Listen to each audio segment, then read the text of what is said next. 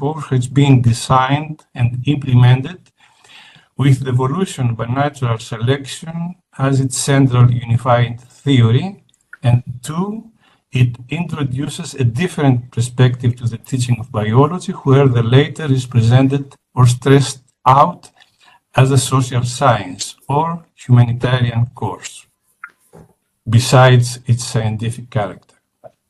The resonance of the course has been excellent, as the evaluation by the students themselves has shown in several consequent evaluations. And this short introduction brings me to the following question. What does it mean to classify biology as social and as social humanistic science? For the definition of humanities, I will borrow Kazantzakis' writings from his book, Traveling to England.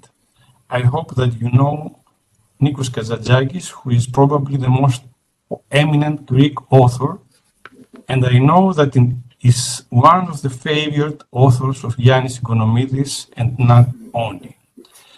Referring to the University of Oxford, which he visited on the year 1939, just before the commencement of the Second World War, he clarifies, at Oxford and Cambridge, the ultimate goal is not knowledge, learning, overloading the mind. No specialties are graduating here, doctors, lawyers, theologians, etc. The most distinguished young people of Great Britain come here when they finish high school. They stay 2 to 3 years to acquire the harmony, the balanced physical and mental training of the perfect person.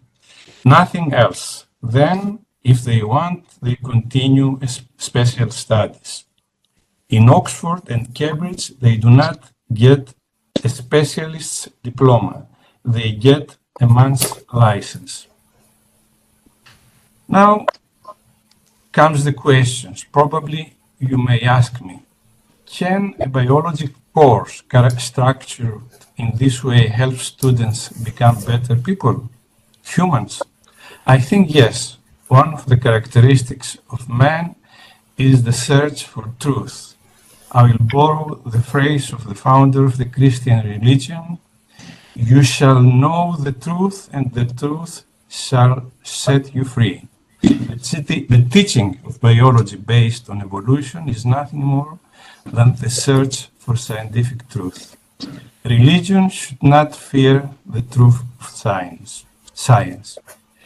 But someone may ask, isn't biology the science that has been accused as the one that put the foundations of racism and social Darwinism? I believe that two elements characterize modern biology. I remind that the 21st century has been characterized as a century. First, its transformation from a reactionary to a progressive entity, and second, its transformation from male-dominated to female-dominated. Let me make a brief historical review. Let me remind you that historically biology has been burdened. You have 1 more minute. Only? Yeah. Yeah. Okay, so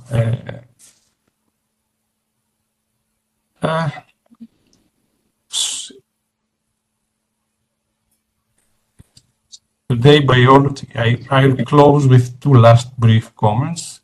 First, that today biology, after the rapid entry of women in the field, is named for many as the science of women. And the second one of the most important contemporary global concerns is sustainability.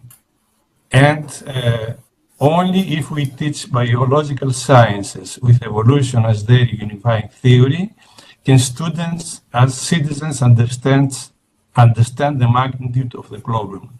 That is, what does it mean that in a depth of 500 million of years ago, more than 95% of the living species have been lost, and that the rate of extinction, which was in the past of about 1 to 5 species per year, has increased a hundredfold in recent years.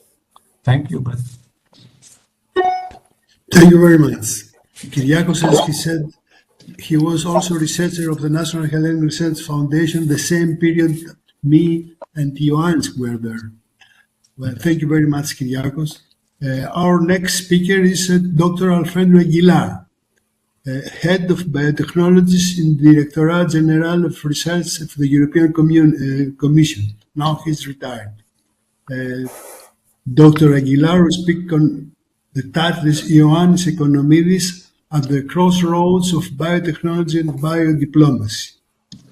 My name is Alfredo Aguilar. I am, as Francisco says, I was former head of unit of biotechnology at the Director General for Research and Innovation at the European Commission in Brussels. And I have a privilege that from 1987 until 2010,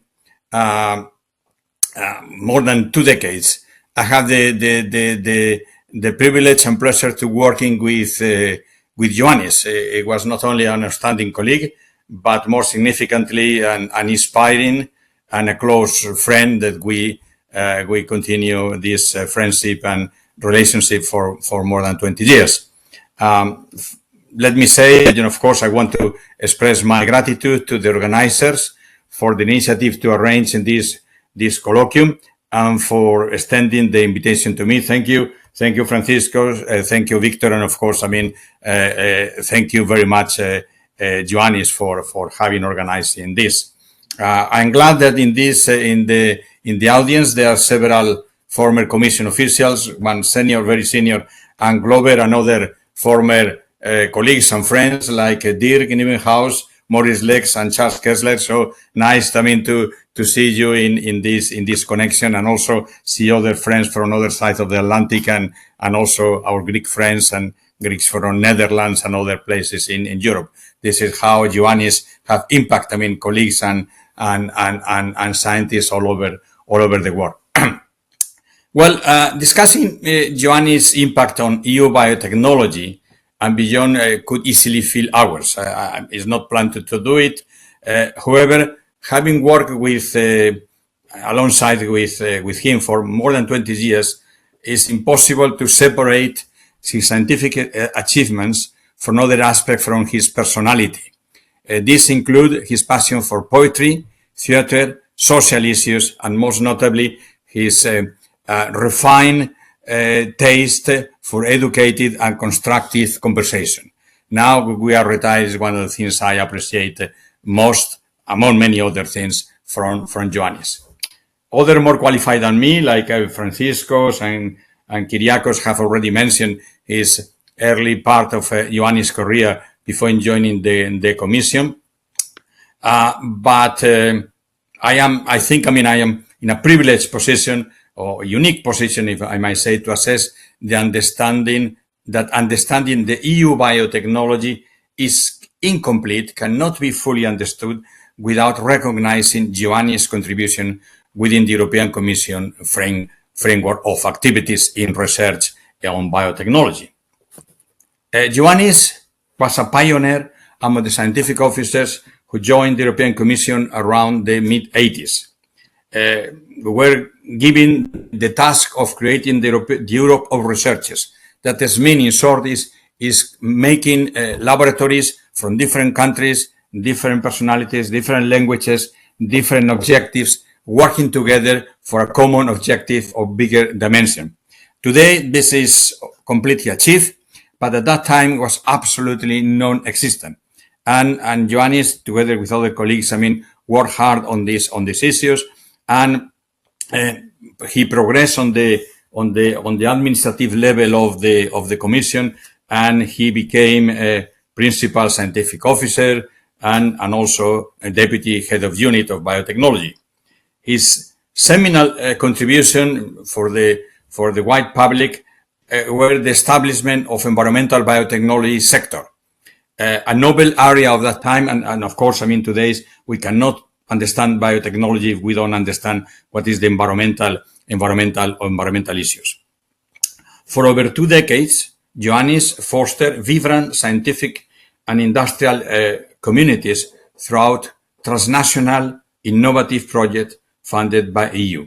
In particular, the areas that Ioannis were able to mobilize and lead were enhancing environmental sustainability, biological processes for a greening industry, bioremediation, biodiversity, and last but not least, environmental impacts and safety of new technologies, including the safety of GMOs and synthetic biology. So Ioannis was the pioneer in all these different areas, and he was able to mobilize, to identify, to reunite scientists and industrialists from Europe, and in many cases beyond Europe, around these themes, which were at that time very innovative, but today we understand all that they are particularly important for not only for science, but also for issues like climate change, etc. But Ioannis, in addition to activate his network of contractors, he had a particular capabilities to outreach activities in beyond the Commission walls, and he recognized the importance of coupling research with policy and regulatory actions.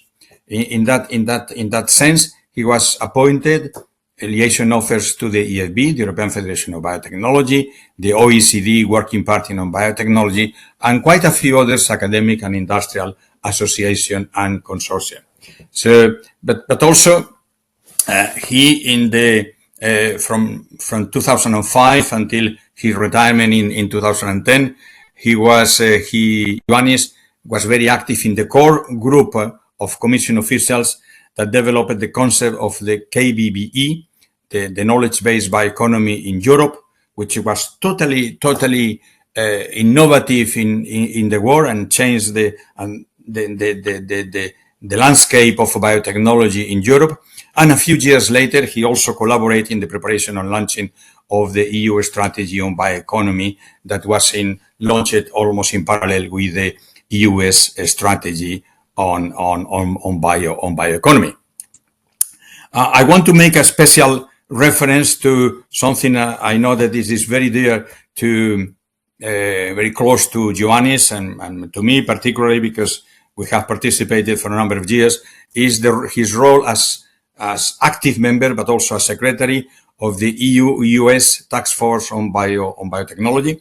This was a high-level forum, lasted for I think for more than 15 years, co-chair co-chaired by the US Vice President and by EU Commissioner for Research, and in the frame of these regular meetings between the American and European scientists and policymakers, Ioannis saw and deployed not only his extensive scientific expertise, but also he developed, or he saw himself as a seasoned diplomat. But maybe I would say, because we are talking about biotechnology, I would say more as a biodiplomat. And I remember having passed, quite a few, days, either in Europe and also in different places on the States, discussing with leading colleagues from the other side of the Atlantic, how we could, do things together, and how do we develop the front lines of bioeconomy. On the personal note, Ioannis has a well-known affinity for humanities. Some of my former colleagues will know that. It's evident for his interest in poetry and theater, and he's not just a reader of theater, but also he's an actor. He's a leading actor and has participated in classical works and also in modern theatrical, modern works, in modern productions. As the time passes, and Ioannis, myself, and most of the colleagues are here today are now retired, we both embrace retirement, and the most enduring quality of Ioannis for me is his wisdom and inherent goodness. He is a good man. Having him as a colleague for over 20 years, and more importantly as a friend, has been a great privilege. Ioannis, thank you very much for these 20-something years of being a fantastic colleague and a friend. Thank you. Thank you very much, Alfredo, for your presentation. Thank you very much. Thank you, Alfredo, very much. We have to move to our next speaker, who is Dr. Ken Timmis from the Institute of Microbiology, Technical University of Braunschweig. The title of his talk is On Becoming European During the Chaotic Gen Tech Debate and the Power of Biotechnology to Reduce Asymmetries in Availability of Basic Goods and Services Among People. Okay, thank you very much. So, is my screen seen? Yes. Okay, let's just... So, good evening, everyone. It's a pleasure to be here. When Victor invited me to participate in this workshop, he said, please send me a short title of your presentation. So with that constraint, I had to leave out the issues of education in this title. But in reality, this is my title. So towards the end of 1988, I moved to the University of Geneva, from the University of Geneva to the Technical University of Braunschweig, and the GBF, which is the National Research Center for Biotechnology. In so doing, I became European in terms of EC research funding. At this point, I met Ioannis.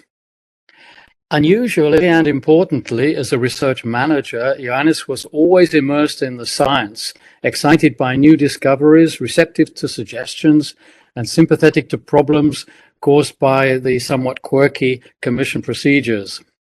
So I quickly learned to appreciate him as the most engaged, passionate, and responsive of all the research managers I've experienced in a lifetime of research, both at the national and international level. The time I became European was the period of the great gene technology debate, a controversial debate which was rather chaotic and polarized, and in reality a forerunner of the debates we are currently experiencing about vaccines, climate change, migrations, and so on. The EC responded to this debate by creating a research program under the umbrella of biosafety. However, in my humble opinion, the initial research carried out in this program did not really address the fundamental issue and driver of public concern, namely the consequences of a genetically engineered organism being introduced into the environment, either deliberately or by accident, and possibly provoking something untoward. In reality, microbes end up in new environments all the time. Just consider the vast number we take into our gastrointestinal tract with our food each day. For example, those that have been entombed for millions of years in salt, mined in distant lands that we take in after we season our egg and chips. What happens to them is simply microbial ecology. The problem was that in 1989, microbial ecology was in its infancy. And so I, and almost certainly others, made the case to Ioannis to put microbial ecology at the heart of biosafety research, and he was persuaded. And this led to a new era of microbial ecology in Europe, driven especially by the application of new molecular methods and strategies which opened up new vistas. I like to think that a workshop I organized in 1990 on the topic of molecular microbial ecology stimulated and contributed to this development.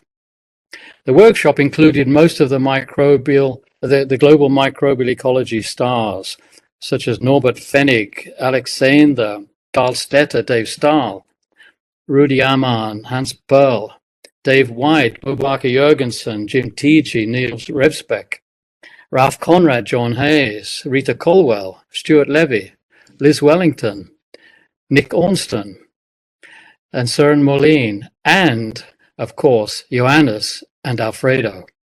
Victor was also at the meeting.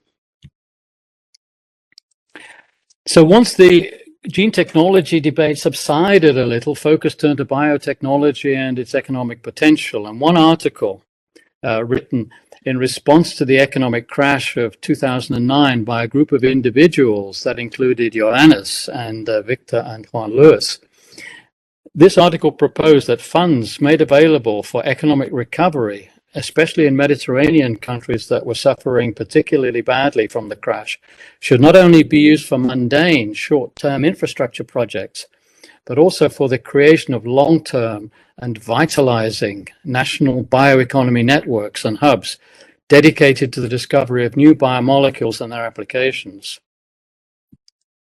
Since retiring in 2011, I've been able to focus on issues I had a little time for before, namely socioeconomic and socio-political interfaces with biotechnology. In particular, sustainability in the SDGs, extensively aided by my son James, who comes from the social sciences. One issue is the huge potential of microbial technologies to mitigate greenhouse gas emissions and diverse consequences of climate change, including desertification and stress resilience in crop plants. One article I wrote with John Hallsworth took the form of a conversation between a young cyanobacterium and her grandmother living in the deep subsurface of the Iberian Pyrite Belt about how humans destroyed the biosphere of the surface of planet Earth.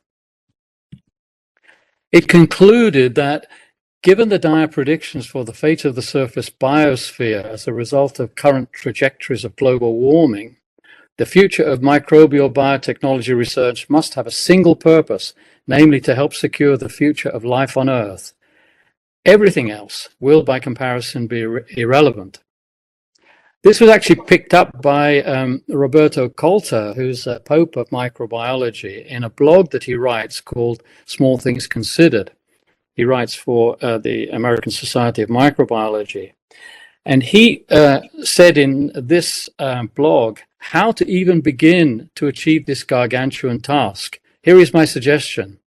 I ask that all educators and students of microbiology incorporate this text at the beginning of every introductory microbiology course across the planet, and to use it as a guide in the development of the content of the courses themselves. So what Roberto was doing was stating microbiology education is central to saving the planet. But climate change is just one of the SDGs. Others are concerned with poverty, hunger, healthy lives, sanitation and clean water, access to energy, decent work for all, inequalities, pollution, loss of fertile soils, and so on. Most of the SDGs are interdependent and intertwined. But most importantly, many of them can be addressed with microbial technologies. In particular, deployment of such technologies in resource-poor settings can not only provide essential goods like clean water and resources like jobs and better access to healthcare, but can also help to reduce inequalities and level up. And reducing asymmetries of basic goods and services can also reduce tensions and sources of conflict between peoples. Microbes can be weaponized for peace. It just requires the right informed decisions at the right levels, which brings me to microbiology education, being informed in order to make informed decisions. SDG 4 is concerned with ensuring quality education for all and lifelong learning. Given the fact that microbes affect our daily lives in so many ways, and given the power of microbial technologies to solve many of the problems facing humanity, there's an urgent need for knowledge and understanding of societally relevant aspects of microbial activities. We therefore started the International Microbiology Literacy Initiative, which was launched with this editorial in Environmental Microbiology. The teaching materials for a global all-age curriculum in societally relevant microbiology are rather well advanced, and the first batch will be released in the coming weeks. Biotechnology in general and microbial technology in particular have huge contributions to make to our well-being and that of the planet. The Commission has been instrumental in pushing forward the bioeconomy research program, and Ioannis has been at the heart of this push.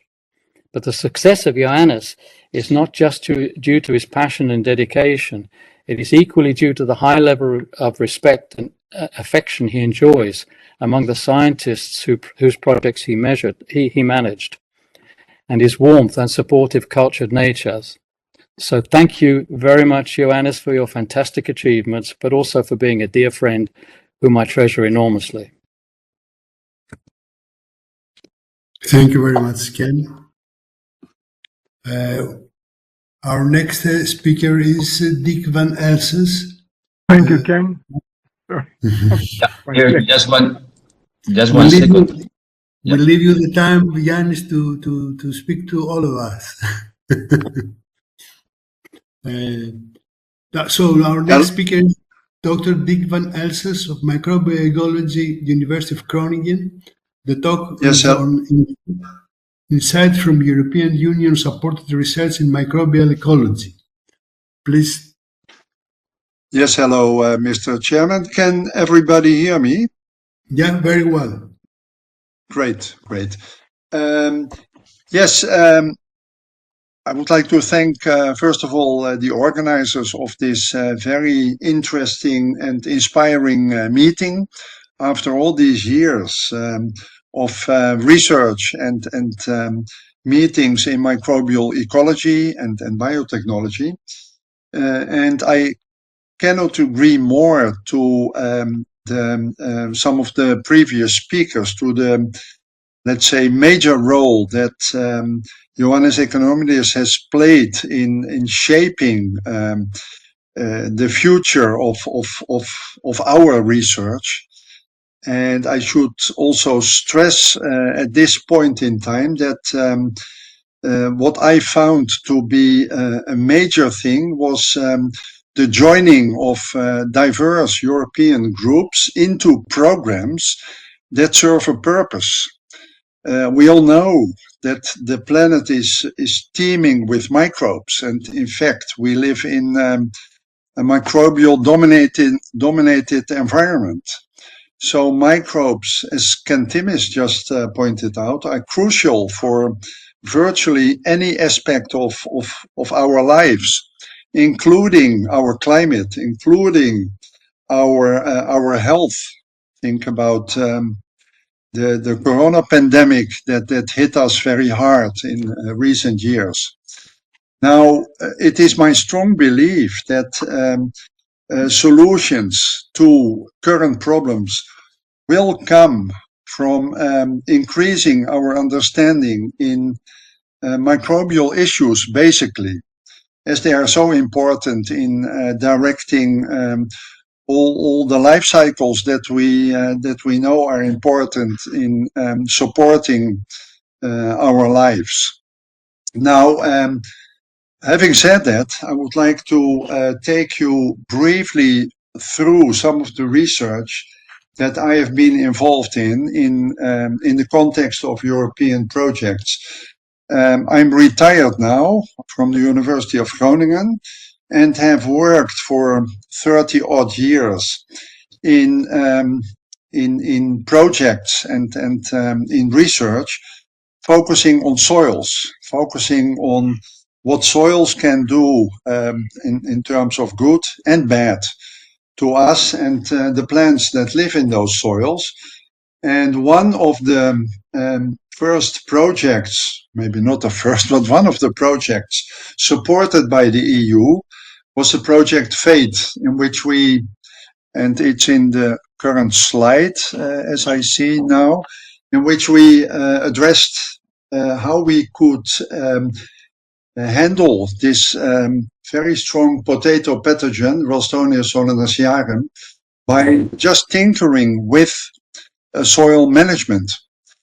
And as you can see, we had a couple of key European researchers on board. And I can say that this is unfinished, but at least we achieved some of the, let's say, knowledge on some of the strategies that could be applied to handle this bad pathogen, potato and other crops. And obviously, there's no time to give you a lot of the details of the findings. I'll move on to a next project that I have been involved in, potato control, in which we addressed the effects of genetically modified potatoes on their associated communities, for the good or for the bad. So this was a type of risk assessment proposal. What would this genetically modified crop actually do? What would it establish in the surrounding soil? As you can see, we had another group of experts on board, including some of the key microbial ecology and phytopathology labs across Europe. Then a next endeavor I would like to briefly address is split in two types of projects, one called Meta Control, the other one Meta Explore, where we decided, with the advances in molecular methods applied to whole ecosystems, to, for the first time actually, in parallel with other groups, work on dissecting the soil microbiome in order to, first of all, assess what that would mean in terms of, so to speak, terms of enhancing plant health and plant growth. And on the other hand, and that is more in the Meta Explore project, to explore the organisms and the functions therein for biotechnology purposes. And central in our work in the Netherlands was this typical disease suppressive soil, in which we expected and later on did find antagonistic and biodegradative functions. Both of these projects have been supported by EU programs like the biotech program, in which Ioannis has been a key figure to us, who always was supportive of the projects and also pointed at a way to make the most out of the research. So here we have an illustration of the Meta Control project. I hope that is now visible on screen, where we took a number of soils, all of them suppressive, and explored them for microbes and functions. At that time, still using terms of metagenomics, phosmid and Beck libraries. And we did indeed detect a number of antagonistic functions which we could link to the suppression of pathogens as listed here. And in the Meta Explore project, which came after Meta Control, as you can see, with quite an enhanced number of partners, we explored this technology further. And we intended, and actually did so, to make this technology available for biotech, so hard biotech applications. This project stopped short of actually applying our clones and our findings, but it paved the way, to my mind, for further exploration of our findings. As you can see here, this is another outline of this Meta Explore project. We focused on both enzymes and the mobilome, so mobile genetic elements that might carry some of the key interesting functions. And the focus in terms of the novel enzymes was on the ones you see listed down here: chitinases, ligninases, and aerobic, anaerobic dehalogenases. Obviously, there's no time in this 10-minute address to go into deep detail on the findings, but what I would like to stress is that this type of work would have been extremely difficult without the strong support of the European Union and the different programs that I worked in. And why do I make such a strong statement? I think the key role of the European Union programs was to join people from different European countries which potentially had complementary or parallel research if they would work by themselves, to join them into programs that served in a broader way, the whole community. And I cannot stress I think I'm not exaggerating in stating that the role of the scientific officers I worked with, including Ioannis Economidis, has been crucial in giving strong direction in these projects. So thank you very much, Ioannis, and also thank you to some of the colleagues that I see are present in this online meeting.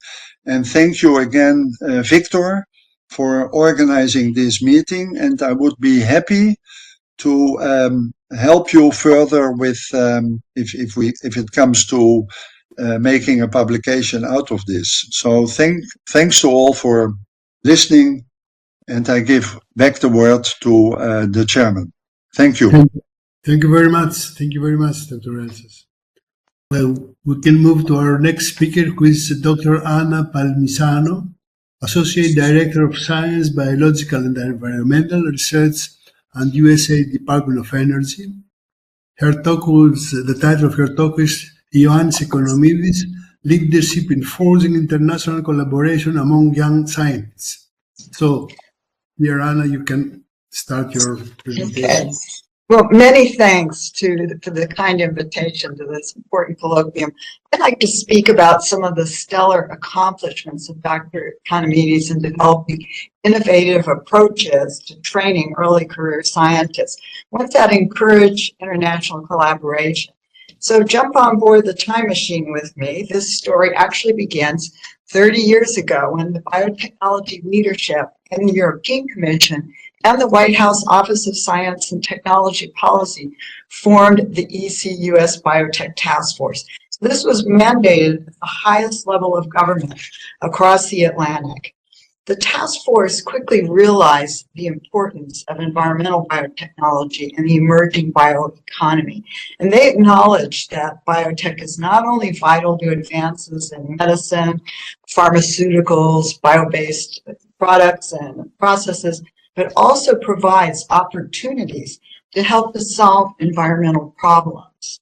These areas include development of new biofuels, biodegradation and bioremediation, and biologically based sensing of contaminants in the environment. So I was fortunate to be tapped to represent the U.S. on the task force in this emerging area, and even more fortunate to be partnered with my EC counterpart, Dr. Ioannis Economidis. It was a delight to work with Ioannis. I had the opportunity to benefit from his in-depth knowledge of the field, as well as enjoying his warm and inclusive nature. Many of you know Ioannis through his vast network of scientific colleagues and policymakers, and leading scientists from both sides of the Atlantic participated in an inaugural workshop organized by Ioannis in Brussels in 1994. Meeting. And it asks for, where's the invitation? Sorry. Might want to do the mute button. Please.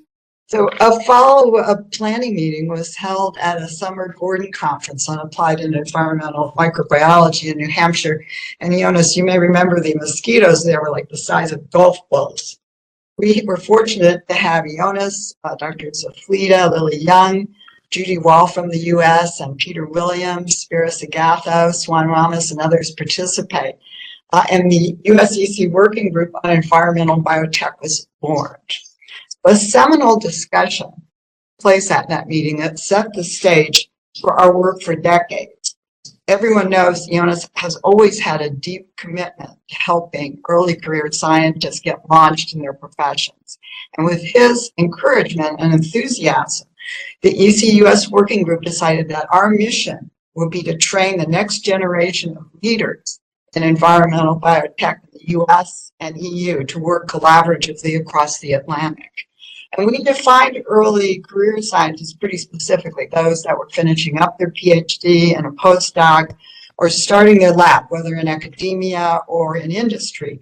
And we all know these are make or break years for many young scientists. You're trying to get a lab established, secure funding, and build their network of collaborators.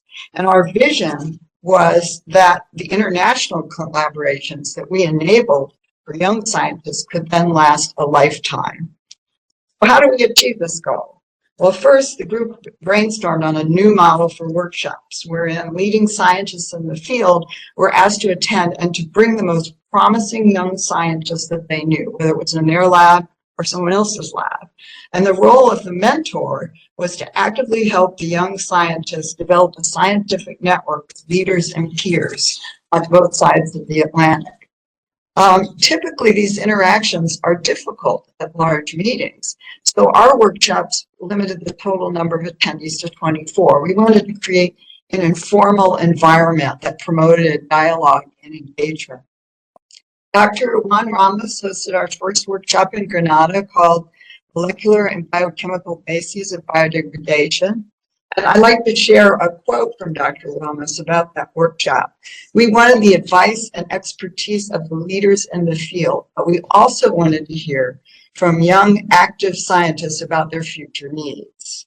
Building on the success of the Granada workshop, follow-up workshops occurred in the topics of genomics, metabolomics, and microbial community dynamics.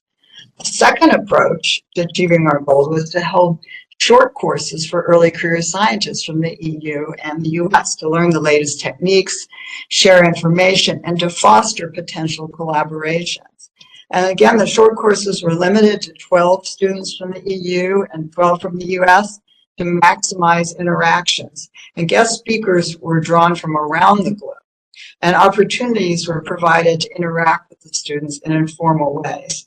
The courses were designed to include both the latest laboratory techniques and a field component where students could learn about some of the challenges of sample collection in real-world environments. The first course was led by Drs. Jerry Cooker, Gerben Zalstra, Lily Young at Rutgers. It was called the Theoretical and Practical Course on Molecular Approaches for In Situ Biodegradation. And I think Lily Young put it so well when she said, the development of personal relationships in science is very important and allows the collaborative spirit to flourish.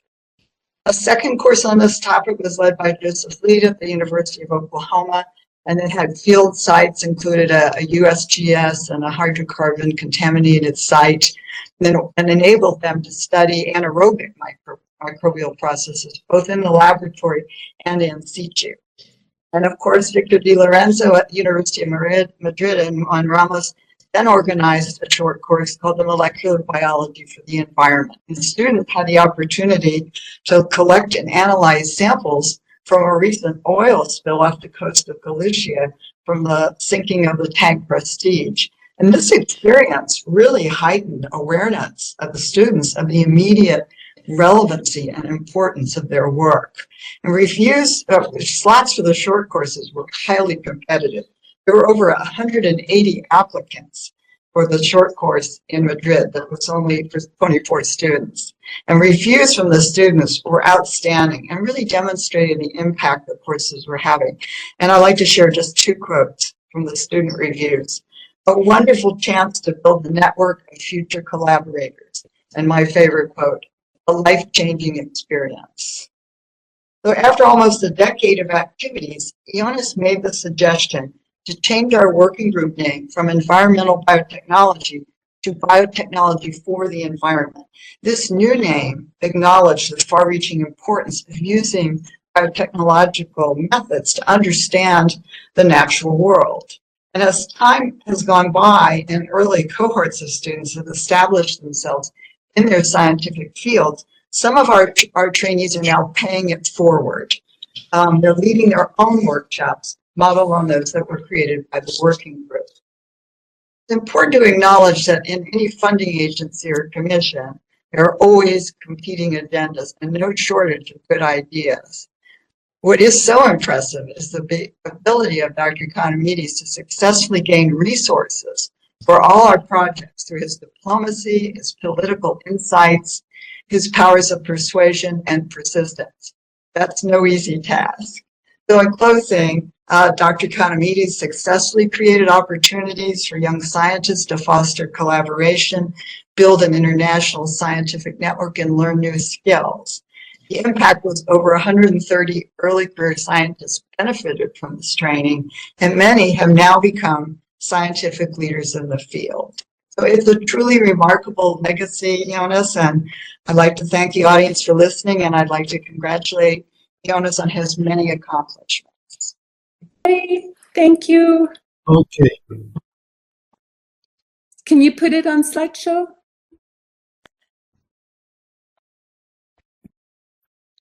Thanks. Okay, Anne, I owe you a beer. So first of all, I already said this, but it's so wonderful to be at least virtually present with all of these wonderful former colleagues. I'm not going to say old, but former colleagues. And I remember so well when I started this project called MAREP that I'll talk about in a minute. And I traveled to Brussels to meet with Ioannis Economidis. I was a very young professor in Sweden, and I was terrified to go to Brussels and talk to this stern program officer. But fortunately, our project was funded, and I actually got to know him over the years, and we became good friends. So if you could go to the next slide. A little bit about MAREP. So MAREP stands for Marker, Reporter Genes, and Microbial Ecology. This was a concerted action that ran from 1997 to 1999. This has been mentioned previously by some of our speakers, but this was a wonderful opportunity to bring together scientists from many different countries in Europe. And so we had 11 countries participating. Of course, Ioannis was our program officer, and the objectives were to really study genetically modified microorganisms and to develop the tools, marker and reporter genes, for monitoring them in nature. And the goal was really to use this for risk assessment. Next slide. So we worked really hard. We had 2 international conferences in Sweden. We had 4 workshops that resulted in reports plus a book. And you can see the reports here. I think I was briefing through these reports. They're still really valuable, even if the methods have changed a lot over the last 25 years. But we did get some products out, some very valuable products out of this. Next slide. So MAREP had 4 workshops. So these are the locations and the participants. So they each had a host depending on the country. So one was in Scotland at a castle, Raymore Castle, and the host was Jim Prosser. One was in Copenhagen, and the host was Søren Molin. One was in Spain, in Toledo, and our host was Victor De Lorenzo. And one was in Vinci, Italy, and the host was Marco Nuti. And next slide, please. And we not only worked hard, we played hard, I can seriously say. These are a few photographs from some of these meetings, and I hope Liz Wellington is joining us, can see this, because this one photograph in the upper left is showing the beginning of one of our cruises and meetings, and the photo in the lower right is showing the end. And I think that she drank some of my colleagues under the table. So they were quite impressed. And you can of course see Ioannis. He was a part of the concerted action and joined and participated along with everybody else. Next slide, please. We also learned some dances. I was going to say Greek dances, but I think this was a Lebanese dance that one of my PhD students was teaching us, and you can see we took that quite seriously, learning those dance moves. Next step, please. Next slide. Thinking dancing. Thinking dancing. So MAREP to microbiome. So this is Ioannis's abstract from the 1997 conference. And I think it's amazing how clairvoyant or prescient he was at the time, because this is a review I'm showing in the right from 2020, and we're still discussing some of the same things that Ioannis was bringing up back in 1997. So for example, the cell factory, of course, the context of in this abstract is different than the one I'm showing in the figure to the right. But we're still talking about cell factories. The figure on the right is we're trying to illustrate how a microbe can be a cell factory for turnover of carbon in soil and entombing it in soil as a sequestered carbon.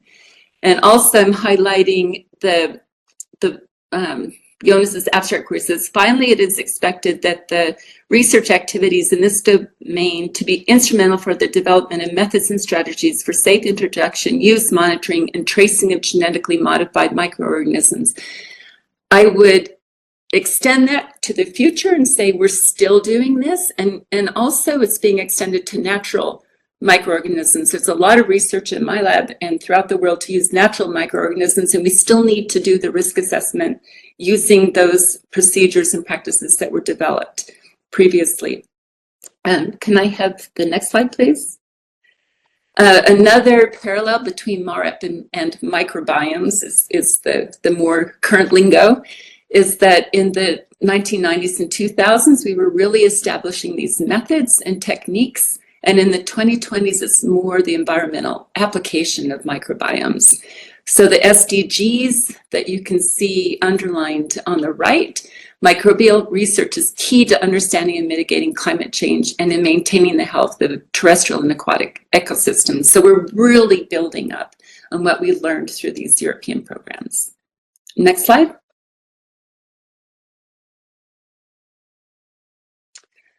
So as an example, and these are issues that we're dealing with today, I don't have time to go through everything, but you can see with climate change, land degradation, improper land management, pesticides, heavy metal contamination, a lot of these issues that are highlighted in white boxes can have microbial solutions, and those are these yellow shaded boxes to remediate the soil, to mitigate drought, and so on. And so we're really still at the forefront of biotechnology and the application side.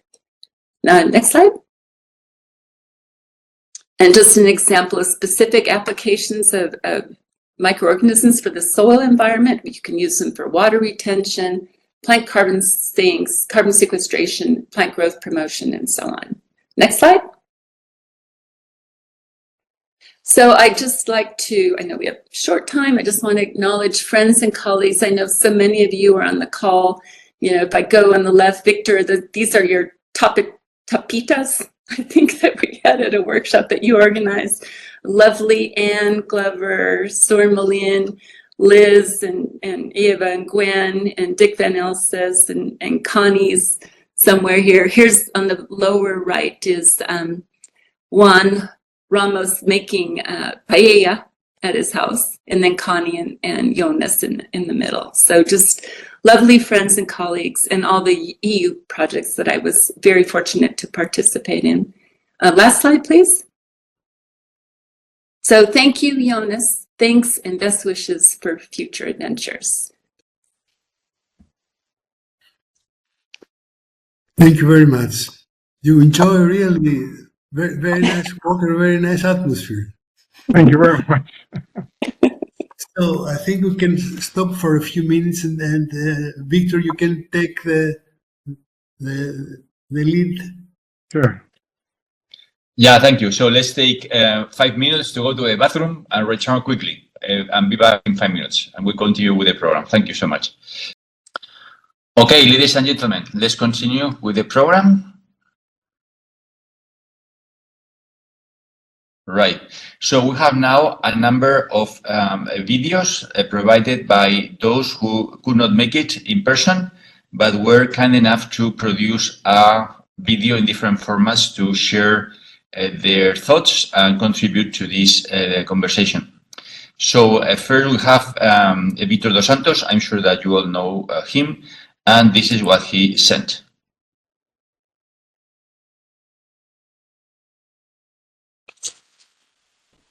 Good evening. It is my great pleasure and honor to be in this event and to pay tribute to the role that my good friend Ioannis Economidis played in the development of biotechnology in Europe. I first met Ioannis in early 2000s when he, together with Victor De Lorenzo and a few others, were organizing and implementing a number of interactions between the US and European Union on first environmental biotechnology, later on industrial biotechnology and synthetic biology. Now, thanks to those earlier interactions, which were very exciting, Europe really did start to develop the field in this particular area, and that had set up the basis for the further implementation of larger programs on the Green Deal and industrial and environmental biotechnology in Europe, where many of us have been interacting for a long time.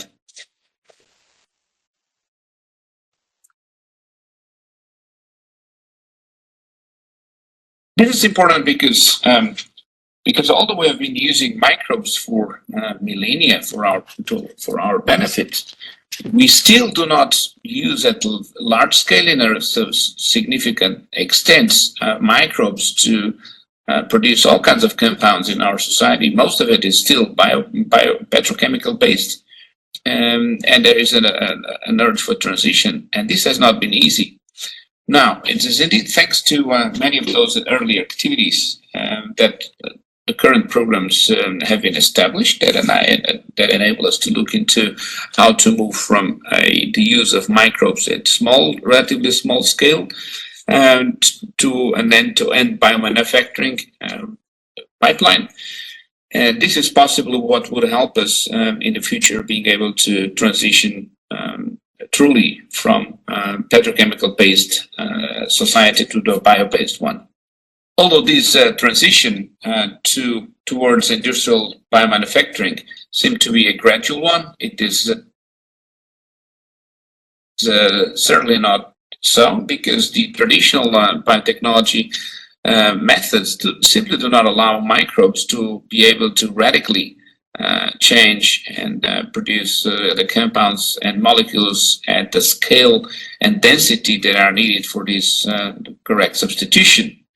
It is really thanks to the advances in synthetic biology, genome engineering, computer science, and AI that we are now potentially able to bring about this transition in a realistic manner.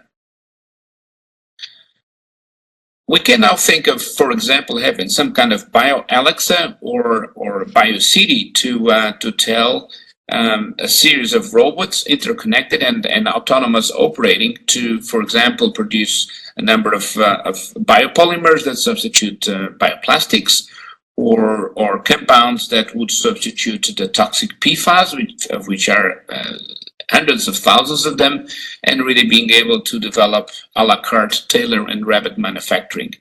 Now, this is a transition that is still out there and looking into autonomous biomanufacturing, self-driving labs, and these are exciting times where this is becoming possible. But this requires a very substantial overhaul of how we carry out biotechnology nowadays.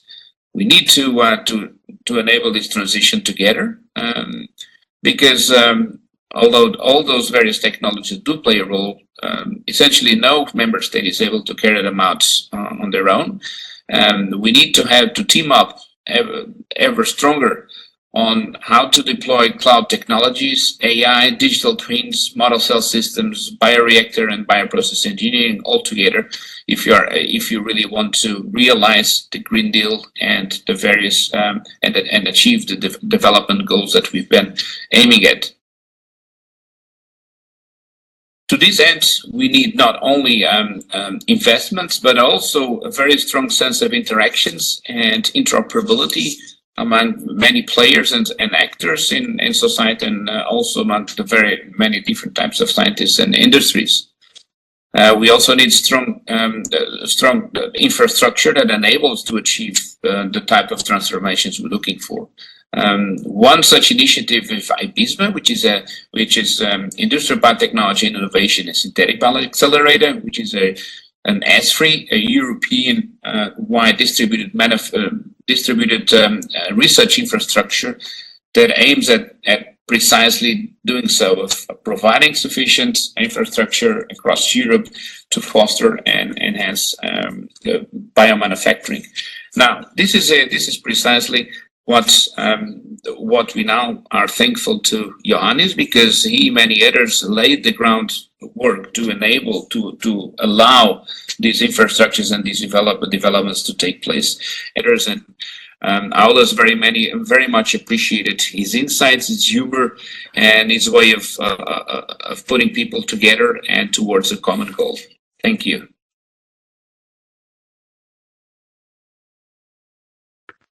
Okay, so this was Vitor. Now we are going to move to the next presentation, that is by Joe Suflita. So I saw Joe in the audience, but he said that he's with COVID and he preferred that we just show the video that he shared with me before. So I'm going to do that. Just 1 minute. Here we go. Well, good evening, everyone. My name is Joe Suflita, and I'm from the University of Oklahoma. It's a real pleasure to be here to address this group. I want to start by expressing my gratitude to Victor De Lorenzo and the other organizers of the meeting for the opportunity to be here. But I want to particularly focus on the contributions of Dr. Ioannis Economidis, who was a member of the European Commission and a powerful force and tireless advocate for environmental science and biotechnology for many years. As you can see from my title, I wish to explore the metaphor of Ioannis as a sower of seeds, say something about sustainability, and to touch on the bioeconomy. So let's get started. My own association with Ioannis dates back to about 30 years ago. And isn't that hard to believe, Ioannis? Dates back to 30 years in the establishment of an ECUS working group on environmental biotechnology. I was fortunate enough to be part of this working group, along with several other individuals who are attending this meeting. It held its first meeting in Brussels, of course, in 1994. And I recall being ushered into a room with a U-shaped table. The delegates from the US were assembled on one side of the room, and all the delegates from the EU countries were on the other side of the room. It was all very formal, and it might as well have been the Atlantic between us. However, there was a shared belief that the science of environmental biotechnology knew no national boundaries. There was a determination to work together, to share advances in the discipline, to educate the next generation of scholars, and to translate fundamental discoveries to practical realities. This philosophy reflected the leadership of two individuals. I have to mention not only Ioannis Economidis, but his US counterpart, Dr. Anna Palmisano. This is a picture of both of them from nearly those days. Well, in thinking about that philosophy, it strikes me that it's remarkably similar to that of Louis Pasteur, who commented in a toast at a scientific meeting that science knows no country. It belongs to humanity. It's the torch that illuminates the world. In my view, there is a refreshing spirit of cooperation and collaboration in that first meeting, rather than a sense of competitiveness. Certainly a spirit that I think Pasteur would have appreciated. And I give Ioannis and Anna a lot of credit for creating that environment. Well, Ioannis and Anna continue to lead this interactive group for the next decade or more, and that's, I think, a remarkable achievement.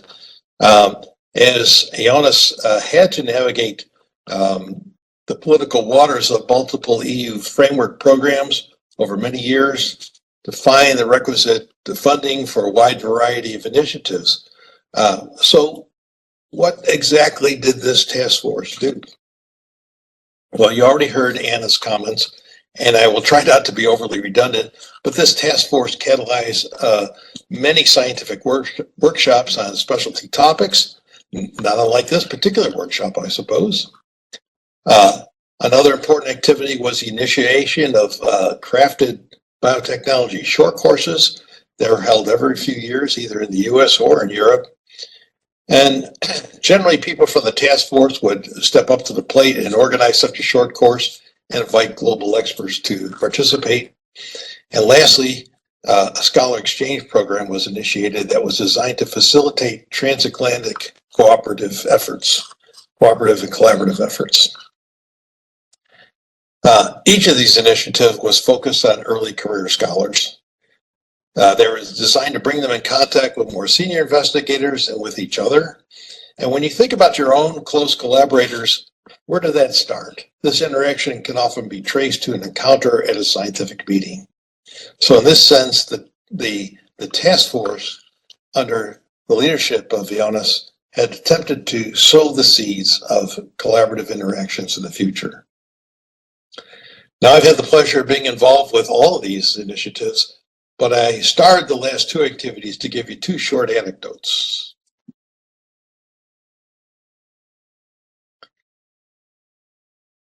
The first is a short course, one of which I had the pleasure of hosting at the University of Oklahoma. The students in that course crafted the poster shown here as a memento of thanks for the overall experience, and this poster hung outside my office for many, many years. You will see a mock phylogenetic tree with the archaeal branch rooted in Europe, the bacterial branch in the United States, and the eukaryotic branch centered in Oklahoma. And as you go through and look, the genus and species names of the organisms depicted on the trees all of them are plays on the names or the characteristics of the individuals involved. They're all very clever and reflecting the sense of humor of the students. But let me give you one simple example. This example is yours truly. I'm characterized as a buffalo, a bison Josephlitis. And I kind of hoped they were kidding, but I just thought it was funny. And actually, when we were out in the field, we actually did see free-range buffalo in some of our trips in Oklahoma. I also want to briefly comment on the USEC Scholar Exchange Program. We were told repeatedly that this was simply impossible to accomplish. Well, sometimes the impossible just takes a bit more effort. We did institute an exchange program to facilitate meaningful collaborations by exchanging personnel from one laboratory to another. Again, we focused on early career scientists, and with the recognition that the underlying scientific issues don't have a geographic boundary. In fact, now, as an element of sustainability, those same principles underlying a comparative exchange program, which will emerge later this year from the auspices of the International Biodeterioration and Biodegradation Society. I'm an officer in that society, and the program is modeled after the EC-US exchange program. So again, there is an element of sustainability here as well. Well, I'm supposed to say something cogent about the subject of the workshop, as I understand it, and that is the bioeconomy. And this is not an area that I'm particularly familiar with. So I did some reading on the subject and tried to get an appreciation for it and select a graphic from the literature that seems, at least to me, to encompass how basic biotechnology fits into the larger picture of the bioeconomy and the circular economy. There is no doubt that the early days of my association with Ioannis were focused on the more basic aspects of science, most particularly on the role of microorganisms in the biodegradation of a host of materials that are of economic importance. More recent efforts seem to be focused on applied science initiatives, and I am quite sure that Ioannis found it necessary to navigate these waters. I'm sure he did it with great skills as different EU framework programs were implemented over the years. But this distinction between the management of science at either the applied or the basic level is far from new. In 1871, there were attempts to draw Pasteur again into this debate over what constitutes applied science. And he commented that there is only science and the application of it, and they are bound together as the fruit of the tree that bears it. I suspect a similar philosophy was, in the long run, also embraced by Ioannis as he considered how best to manage programs from a pragmatic standpoint.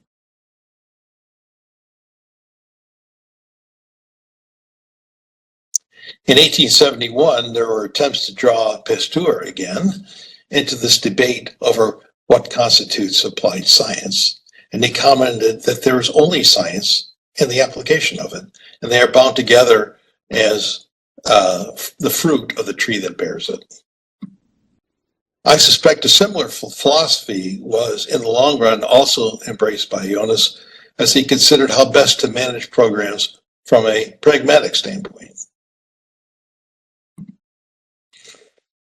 Well, of course, one always doesn't have to look backwards for inspiration as we consider our efforts and the relationship between biodegradation, the bioeconomy, and the cycling of materials. Here's a recent poem, Biodegradation, or part of a recent poem, Biodegradation, a cycle profound, a tale of nature's recycling where life is bound. In the grand theater of the planet stage, let's ensure harmony from each and every age. Well, I'm sure you're wondering who the author is. In fact, the author is a ChatGPT. So at least somebody is paying attention to biodegradation still and the cycling of materials.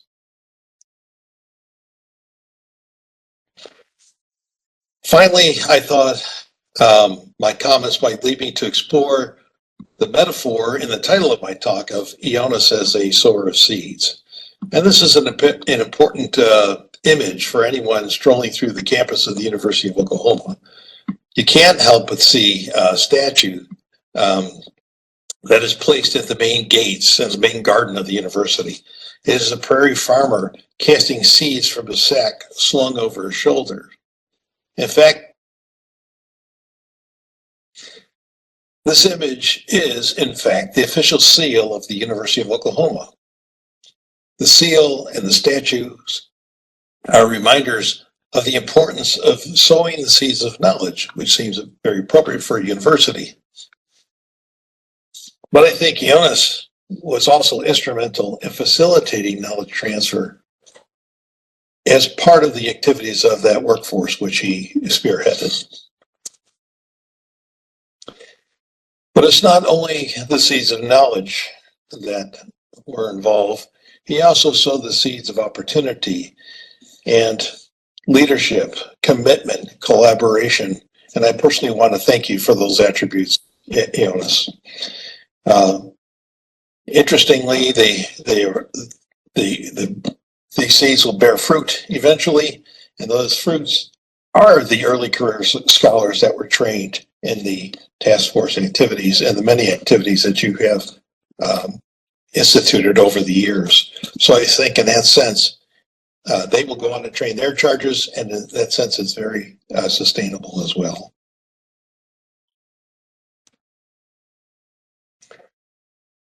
So with that, I want to again thank the organizers for the opportunity to participate in this meeting and offer an enthusiastic thank you to Ioannis for your career contributions. I seem to remember that one of your passions is theater, so I chose a bowing gentleman here to thank you for being the sower of many types of seeds. And I want to wish you a successful and meaningful retirement for whatever the future holds for you. And I can assure you that your impact will be felt for a very long time. Way to go, Ioannis, I salute you.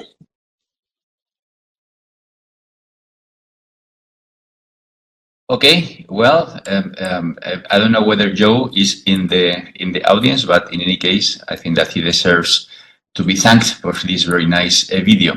Now we will proceed with a presentation or some comments by Juan Ramos. So Juan, I saw you in the audience. I don't know whether you prefer to say something or you want me to show the video that you sent to me. Okay, so maybe he left. Well, okay, so I'm going to show the video that he sent to me in anticipation that he may not be able to make it. Let me see. Yes. Let me see, here we go. One, yeah. All right, just 1 second.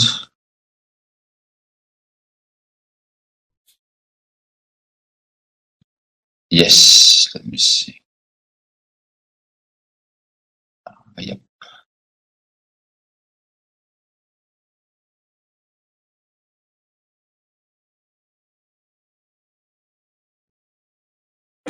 Hi, Ioannis.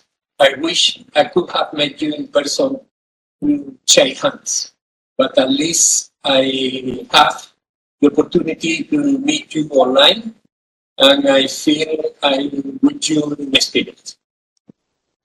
I want to take this chance to thank you for being an optimistic person with whom talking has been always a pleasure, and someone with a strong principle. Working with you has been a real privilege, especially in the area that has pushed forward biotechnology in general and in particular microbial biotechnology.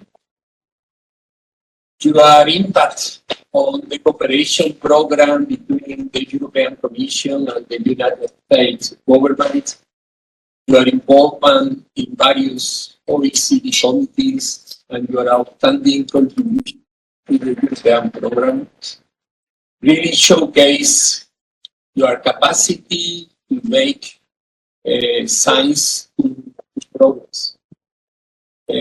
Concept in environmental biotechnology like who's out there, what are they doing, and the whole idea of metagenomics trace back to those sitting down with Americans and the push of the European program before it. I have taken a moment to look back on the journey, and I consider myself lucky to have teamed up with you, and I send you a big virtual hug.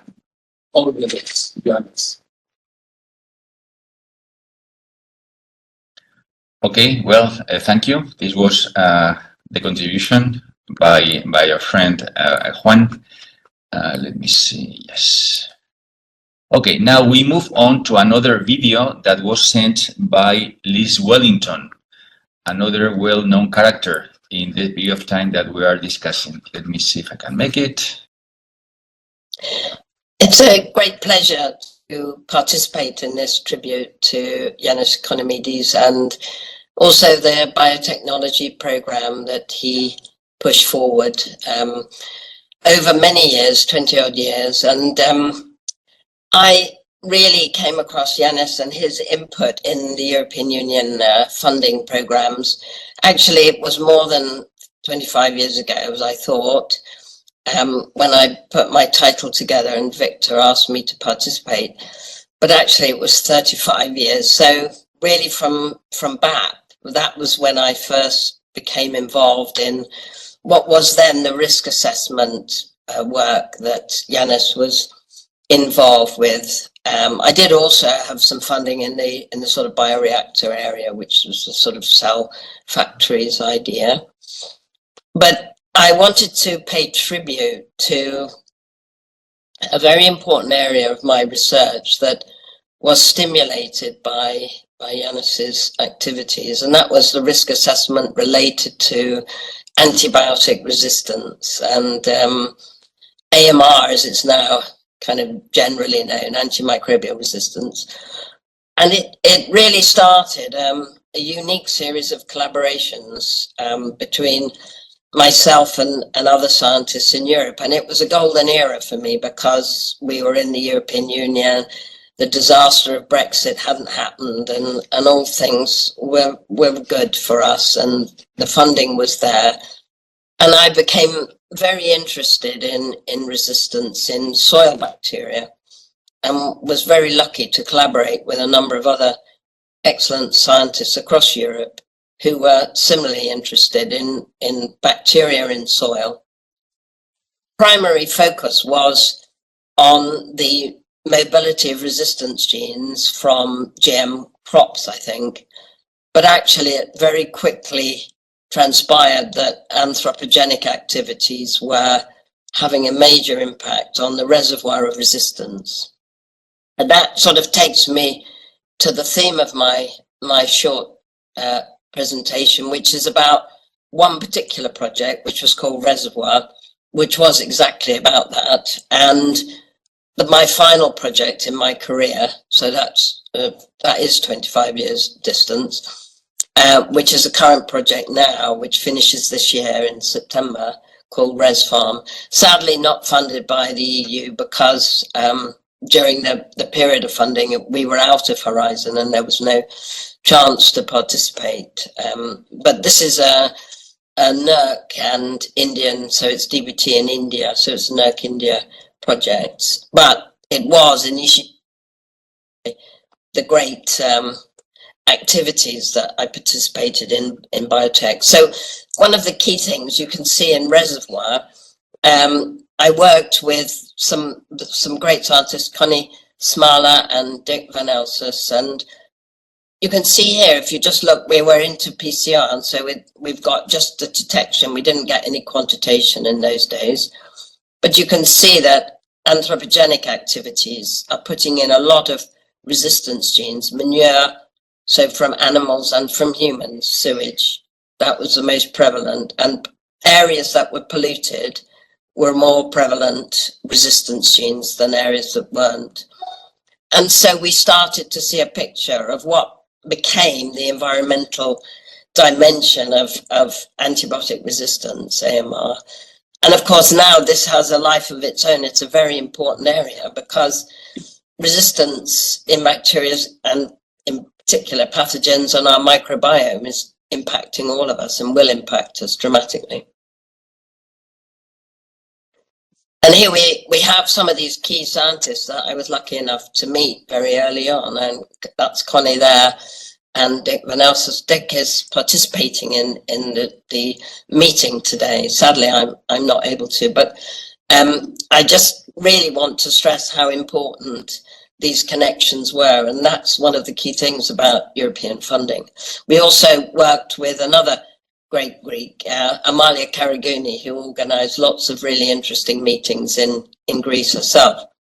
And that was a really interesting area because it spawned into a whole new set of collaborations and work in which we started to study resistance and the way in which we disposed of waste. But because our waste, be it animal or human, contains resistance genes because of our exposure and the exposure of animals to antibiotics. And this is a critical area that impacts us all. And really, it became obvious that it was having an impact. So, for example, some of our work showed that ordinary soil bacteria had acquired resistance genes from gram-negative. So Arthrobacter, these are traditional actinobacteria that are gram-positive, obviously, in soil, and they had acquired integrons. And so this underlined another facet of the complexity of it all, which was that mobile genetic elements, MGEs as we call them, were moving all over the populations, and we think that the Arthrobacter was degrading sulfonamides from pig manure. This was isolated from a field where there'd been a massive amount of pig manure added, containing large amounts of sulfonamides, and probably the SUL1 gene that was in the integron that it acquired gave it increased resistance. So that would have been beneficial. There would be selection for it, and this has been observed in other degraders of sulfonamides.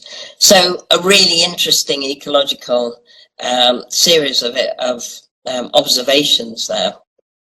In addition, human waste through sewage treatment and the discharge of raw sewage into rivers became a massive area of concern. And we were studying that at the same time. And you can see here that really simple experiments with isolation, but also PCR and metagenomics showed that downstream of sewage treatment plants, there was a huge impact of resistance. So we had upstream and downstream, and you can see the significantly higher levels of resistance.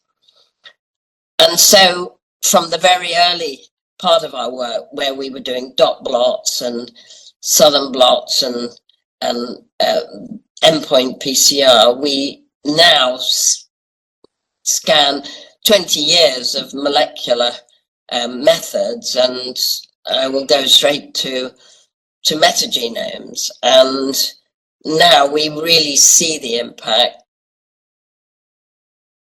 of this disposal of both human waste, but also antibiotics, not only in areas where they're being manufactured. So this is our work on rivers in India as well as in the UK. So we have Indian River here in the dry season and the wet season, and then a UK river across mostly the wet season. Well, it's always wet in the winter time in the UK, so it was more or less winter. And you can see that obviously there's significantly lower levels of resistance here, but this here is heightened because of the low levels of water. But also very importantly, this is an area here where in India, in Himachal Pradesh, they manufacture antibiotics. So it's a pharmaceutical hub. So there's a lot of antibiotics in the environment.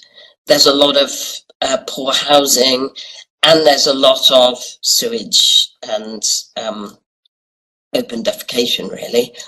But also a not very healthy population. So probably a lot of consumption of rather cheap drugs, antibiotics. So we have a sort of combination. I mean, antibiotics go into UK rivers all the time from human discharge, so from urine, obviously. You can see, very interestingly, the comparison of the range of resistances is a lot more urinary tract type antibiotics that resistance to compared to India, but then there's more sort of sulfonamides prevalent. You can see the sulfonamides are greater. So that I won't go into all the details, but really interesting. And comparing a polluted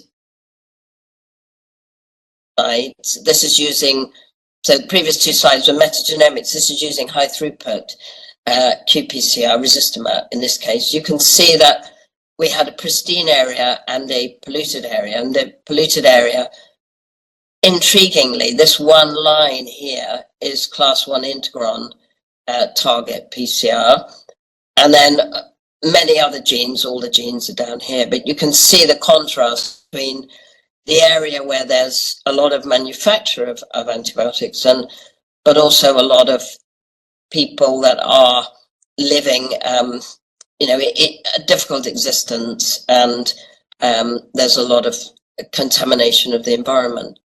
So moving from that to what's happening in the in the human community, it's reflected. So the people living in the industrial area have a significantly higher level of resistome. This is their fecal resistome. This is total AMRs. And compared to those living in the, this is an intermediate site, but those living in a pristine or an area where there's no manufacture and no slums. So quite a significant difference. And this means that the more antibiotics that are consumed, the more the problem grows. And so it's really something to worry about for the future. So I just wanted to say, really finishing off now, that I've made so good connections, good friends. And that very last project, Res Farm, it took us to India. We made many good connections there. And it's been an utter pleasure to have spent most of my career working in these networks. And I have Ioannis to thank for that and his great efforts on getting us all involved in AMR and the environment. So I'll sign off there and wish you well. And sorry not to be there in person, but maybe we can do something in person later in the year.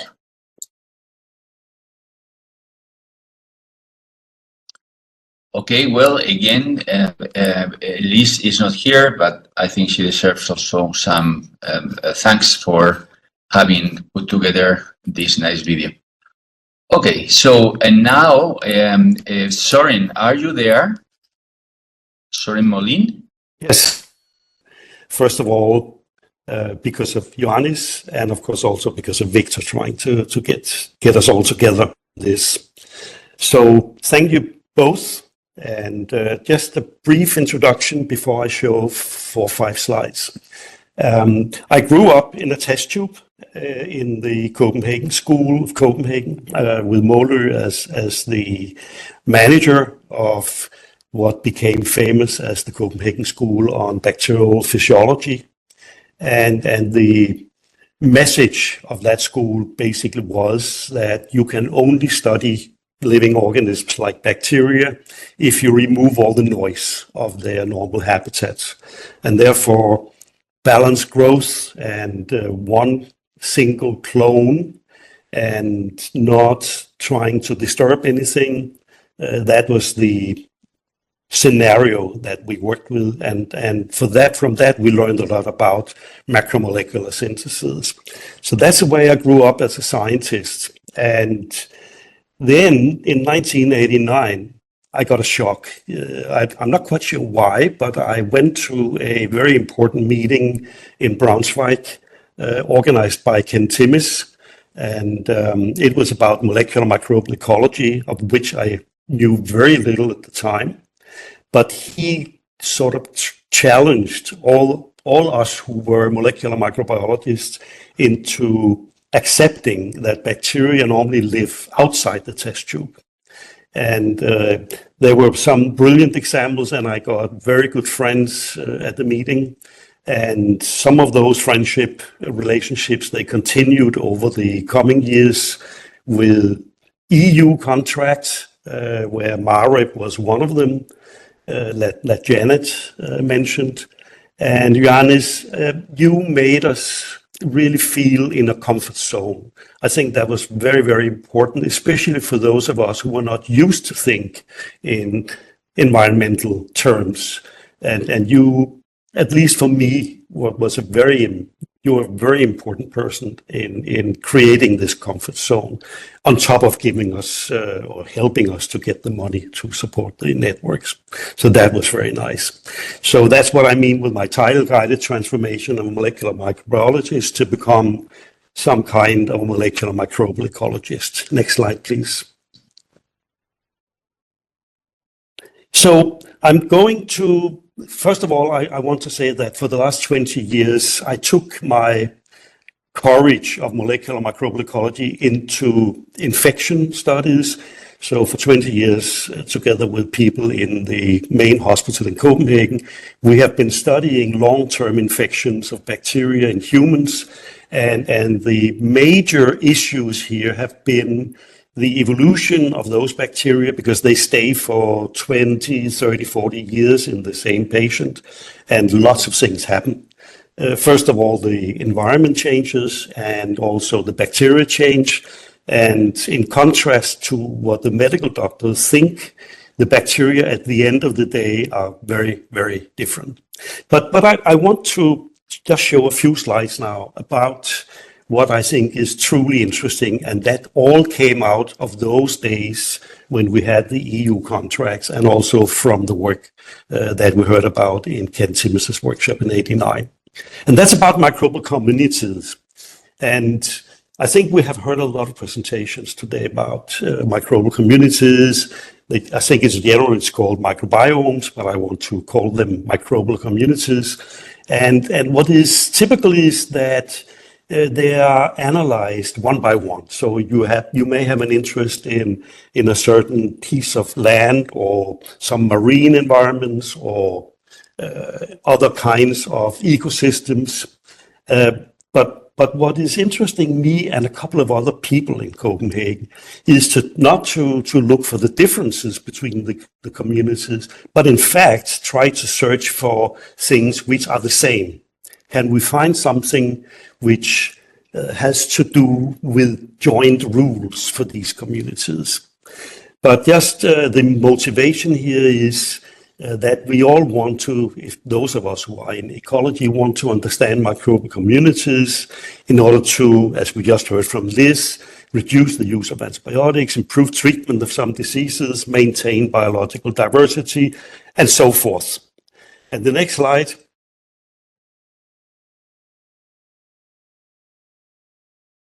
I don't know whether So the challenge that we have here is that microbial communities are highly dynamic and complex and very difficult to manipulate. So if we need to try to meet the challenge every time we go from one community to the next, first of all, many of us will never ever be unemployed, obviously, and also the next generations. But it's also going to be an impossible task. So that's why we are interested in seeing if we can find some common traits, some common natural laws behind the formation of the communities, the stability of the communities, and the reaction to perturbations of the communities. Next slide, please. So the hypothesis we are entertaining ourselves with at the moment is that microbial interactions and relationships with their respective environments are based on a limited number of physical and chemical factors which determine the range of diversity and activity of the indigenous microbial species. In other words, there may be some particular important things which are ruling most communities, for example, the way they eat or the way they respond to lack of oxygen or carbon dioxide or whatever, and also the way they communicate with each other. For example, signaling may have evolved out of microbial communities in order to make sure what's going on.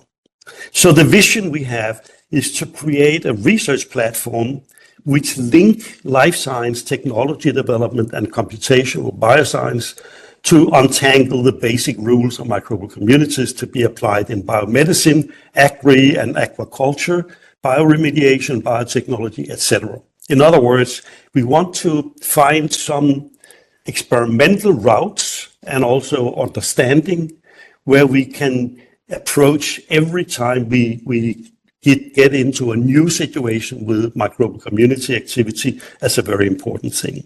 And for that, we need to have a very, very broad interdisciplinary activity running. So it's not enough to go from molecular microbiology to environmental biology or to ecology, but we need people from many different disciplines to assist in this, including maybe people from the humanistic sciences, economists, whatever. So that is the vision, that we need to attract interest among these different types of scientists. And I'm very happy to be employed still at the Technical University because there are so many people from different disciplines who have a strong interest in biology. Physicists, chemists, mathematicians, for some odd reason, they all want to look for projects which involves biology, maybe because it is so difficult. So the impact, if we can work out some of these general rules for handling these experimentally and the concepts, will of course be huge, because then we can take some of these guidelines that we develop and put them into many different contexts. Is there one more slide?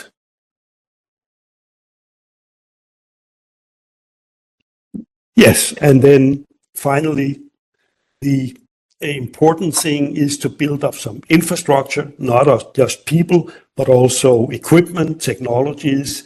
And first of all, I think it's very important that we are now, 35 years later, we are in a situation where all these technologies are available. We just have to bring them together to integrate the activities of these. And then we may be able to get some sense out of studying first, maybe simple model systems from either artificial or natural systems that we bring into the lab, and then we can bring those ground rules that we develop, we can bring them out. So this is one of the things which I think came all the way back from the big, nice EU programs and inspired very much by Ioannis Economidis and all the people who are participating in this beautiful symposium. And for that, I'm very grateful and thank you very much. Thank you. Okay, thank you, Søren. That was super nice. And we just move to Anne Glover. Anne, you're welcome to jump in. Okay, thank you. I have a problem starting my video, but it's just not going to work, I'm afraid. So you have to do without. It's a shame. It was working before, but okay. I'm sorry, I can't get the video to start. So let me just make a short intervention. So, the title of my talk, Ioannis, is Why People Matter, and you're an absolute example of that. And actually, the wonderful thing about this whole... Can you please connect your camera so we see you? I have tried to do that, Victor, but... Okay, that's all right. Go ahead, sorry. No, I think it's going to work, yeah. Yeah, it's going now. Okay, yeah. Good. So, yeah, when I think about people, and the wonderful thing about this meeting that we're having at the moment is seeing so many colleagues who've become good friends over the years. And good science is done basically because of people, because scientists are people, and when we work well together, we can do amazing things. And the other thing that struck me coming at the end of so many of these presentations is just what a difference colleagues on this call have made in terms of the impact of their research. It's a wonderful thing to listen to, of a sort of summary of 20 to 30 years of work. So when you're a researcher, you're probably really quite unaware of the pressures that funding organisations, and I'm thinking about the European Commission here and the various research programmes. There's so much competition for the funds, and we as researchers maybe don't understand how difficult that is, and also we're not aware of the politics that go around the funding. And so what we need for key areas of science, like the ones we've been discussing today, we need champions, and we need champions who are well respected, who are influential, and who enjoy the trust and also have credibility with both the funders and researchers. And actually, Ioannis, who I'm describing now is you. You are that champion for our research areas. And we heard from Janet about the MARET program. And many of us, of course, on the line participated in that. And that was the first time that I was able to put a face to your name, because your name had been talked about all the time. You would not know how much we talked about you at coffee meetings, at research meetings, and so on, but always in a nice way. It's the sort of conversations you would have liked to have listened to. But I realized I was going to get to meet you at one of the MARET dinners. And I think Janet showed a photograph of that dinner, which we all remember the beginning of, but not many of us remember the end of. But Janet had the nice photographs even of the end. But I was actually, as also Janet said, when she first went to Brussels, she was a bit nervous. I was really terrified of meeting you because you seemed just such a key person. I was genuinely really nervous in case I blew it, or, you know, I made you less enthusiastic about the science that we were all working in. But of course, as soon as I met you, what a delight you were. And I realized that we had a true friend for our research, but not one that didn't challenge. So always someone who was stimulating, who was challenging, but who was a critical friend for what we did. And the other thing that we've heard from everyone who's presented is the importance of the networks, that those programs that you brought to life for us, those networks that we then established. And that allowed us to do so much more than just the simple execution of our research and our science, because those networks allowed us to ask each other informally for advice, because we'd gotten to know people very well. And it allowed us actually to move out of just our simple research areas, and also gave us the possibility of influencing policies which stemmed from the evidence that our research had generated.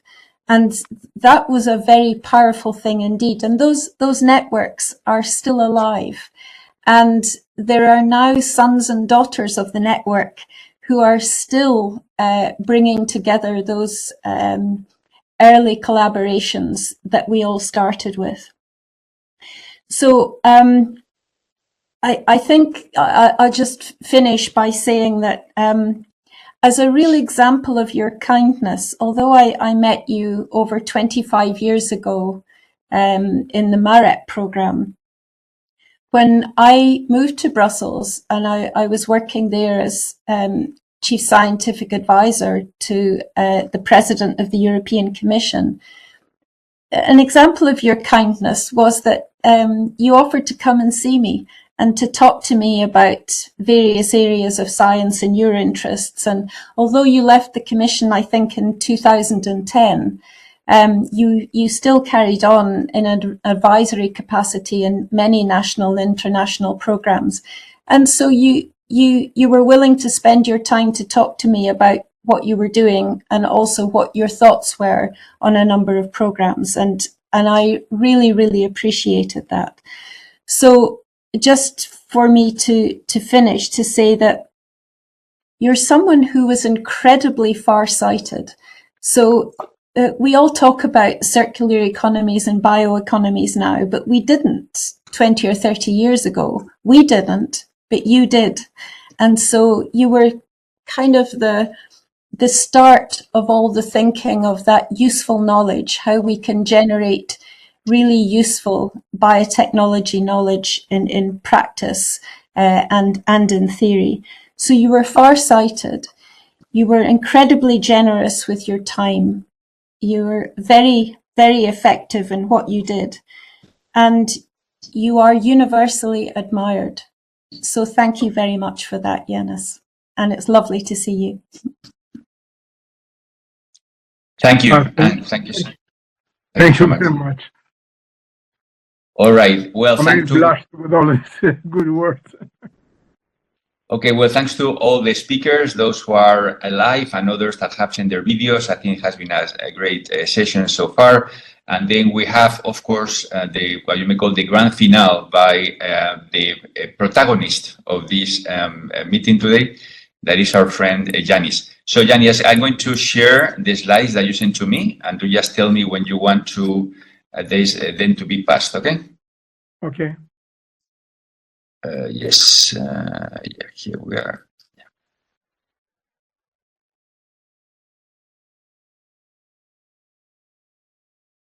Yep.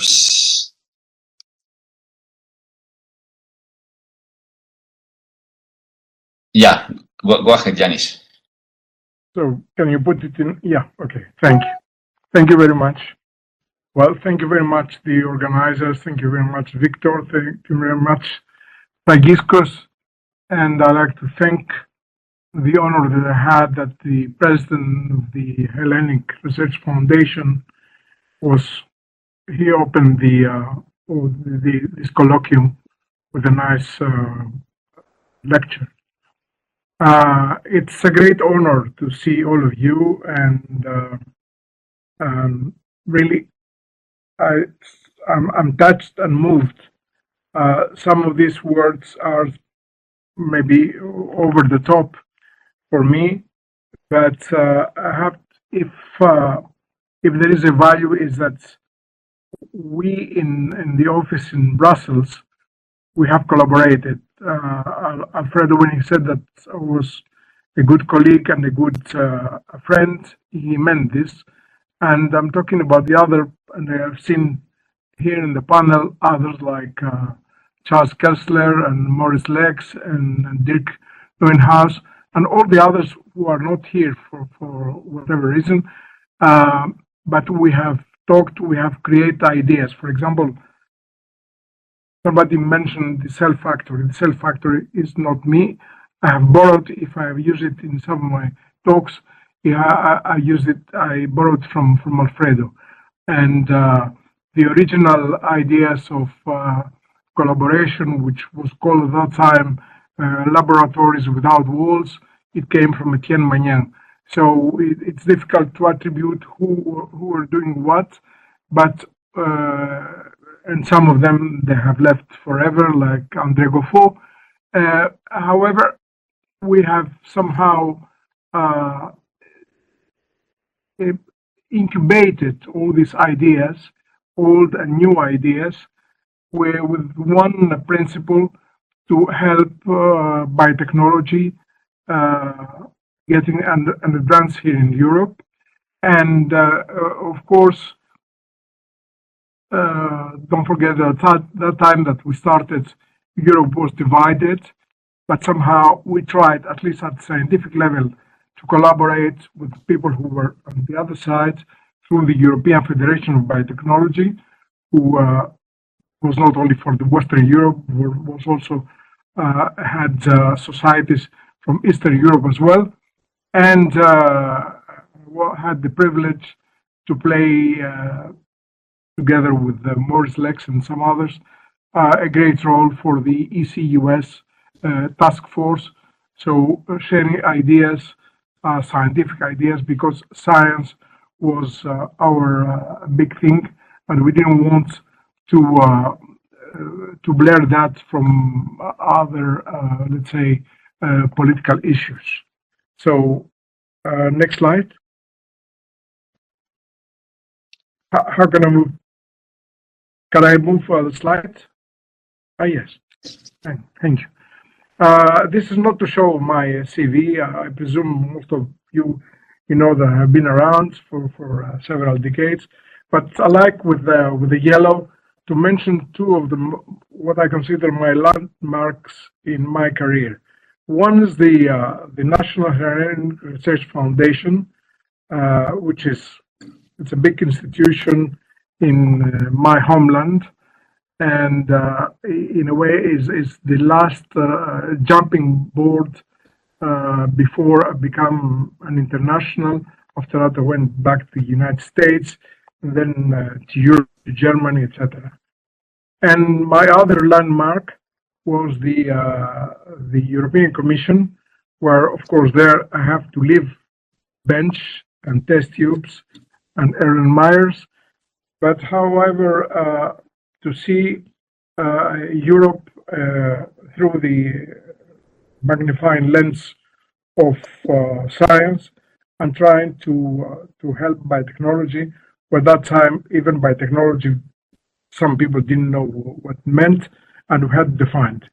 So here's some moments from my life in the Hellenic Research Foundation. I had the privilege to work under Professor Sekeris, late Professor Sekeris, and some other good colleagues who are there in the picture. This is a picture, I believe, in 1978. And Sekeris not only was a very good scientist, and this is how his other colleagues can mention. He came from the Cancer Institute of Germany in Heidelberg, but also he was a nobleman. He taught us, he showed us how to show ethos and ethics in our even competition that we had together. This is our building and this is our library. And next slide.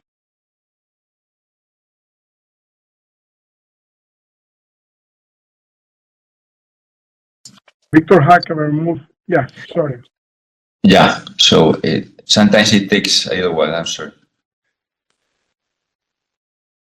Yeah, I don't know what happens here. No. Yeah.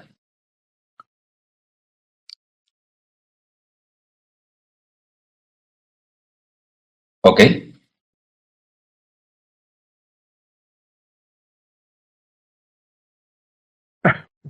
It went back. So is this the right slide, Ioannis, the one that says the opinions expressed in this presentation? Yeah, it was the previous slide of that. Okay, this one?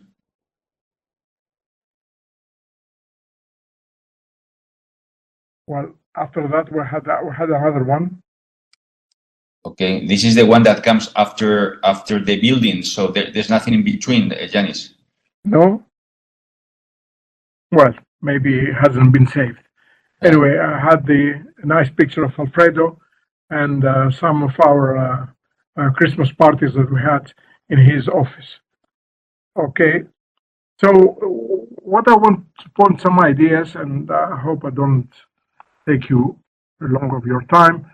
And I retired in 2010, but of course my mind hasn't stopped, and some of my friends were inviting me here and there in different other evaluation groups or advisor groups or even scientific meetings. So society has been divided after what we have experienced during the pandemics.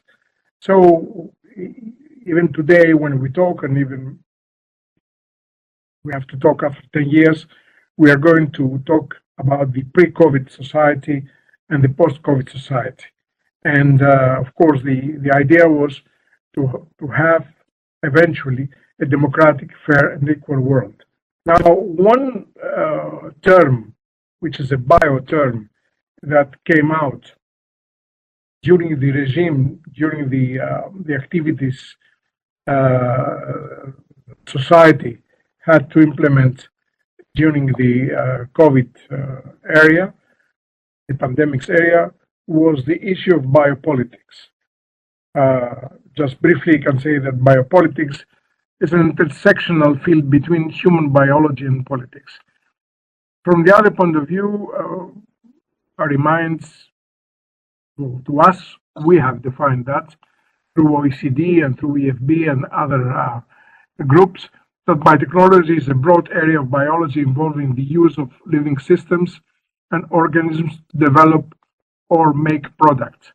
So in reality, I started thinking all these years I've worked with biotechnology and biosafety and bioethics and bioeconomy, but this issue of biopolitics somehow escaped from me and I didn't know exactly what it meant.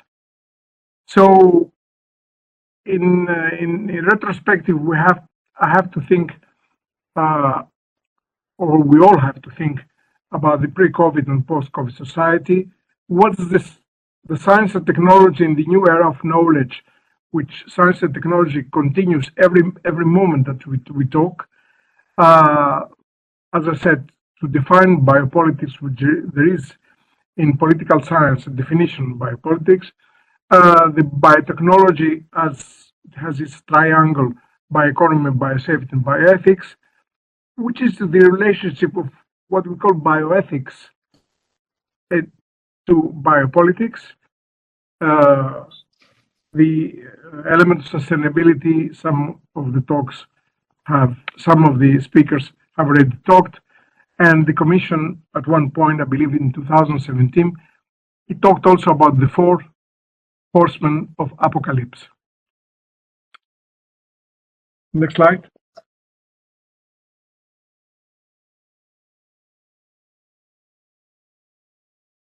So, from one hand, we have to say that COVID-19 was the greatest exercise of biopolitical regulation in the world history.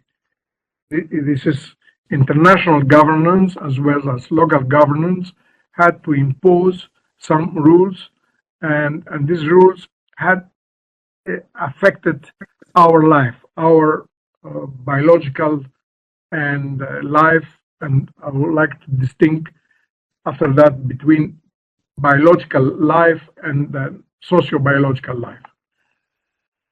There are issues which came out. What's the meta-democracy or post-democracy? The risk society, the control, the welfare state prevention, the surveillance of democracies, all that through the pace, through the speed that we have in the 4th industrial revolution. Some of the social and psychological feelings that we have was fear, insecurity, anxiety about the course of things, instead of the more scientific, let's say, psychological feelings, which is the curiosity, the desire to understand how new things happen. So it's a totally new things that we cannot escape from. And again, well, next slide.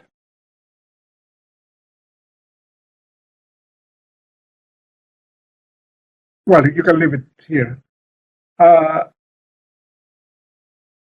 We mentioned fear. Now, there is the fear of life itself. There is, which is zoe in Greek, life, bare life, and bios in Greek, bios in English, which is life of a human being, which is within a society. So it's not the bare life, it's life in its complexity. So through the biopolitics of the pandemics, we live through fear, and in some cases were some anti-democratic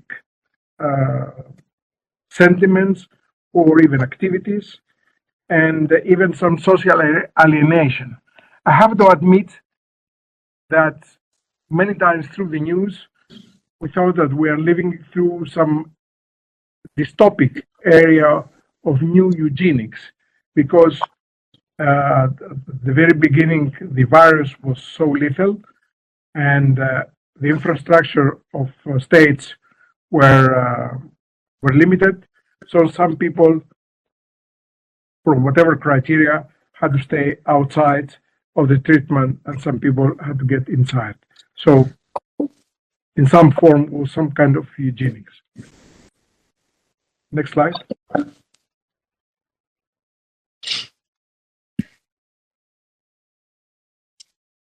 This is a model that I like to use. I use it in many of my lectures.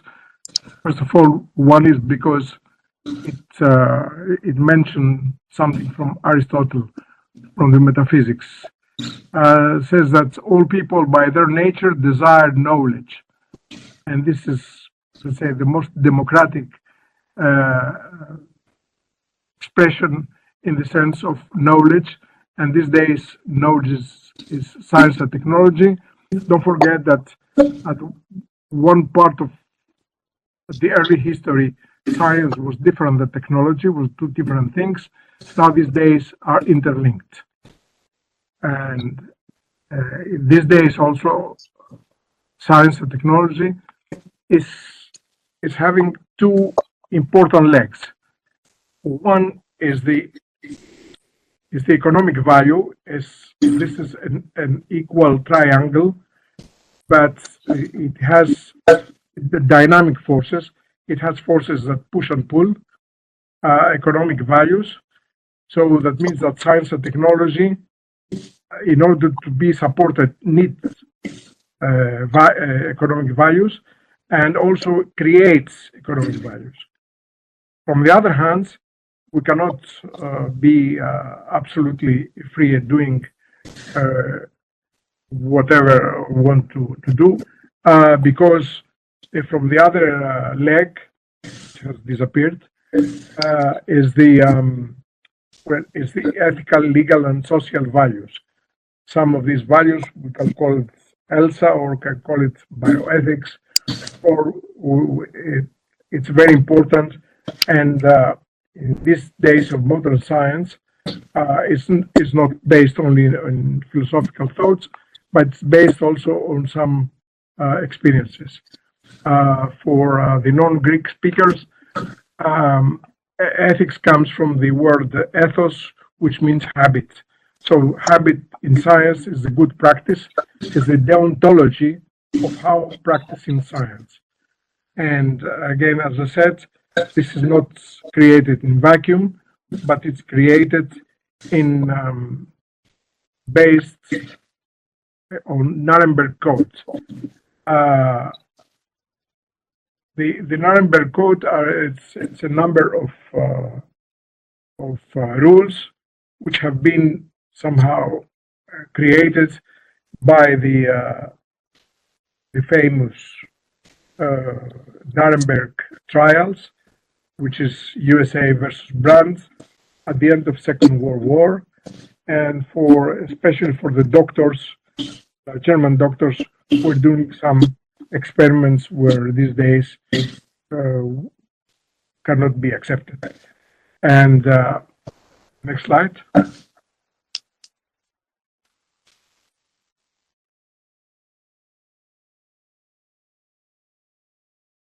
And that has been developed and evolved.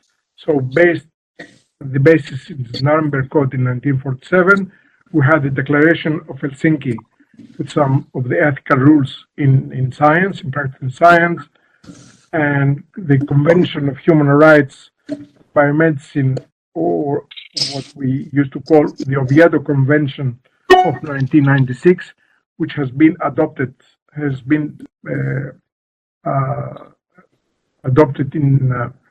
2017, has been adopted in more modern practice of science.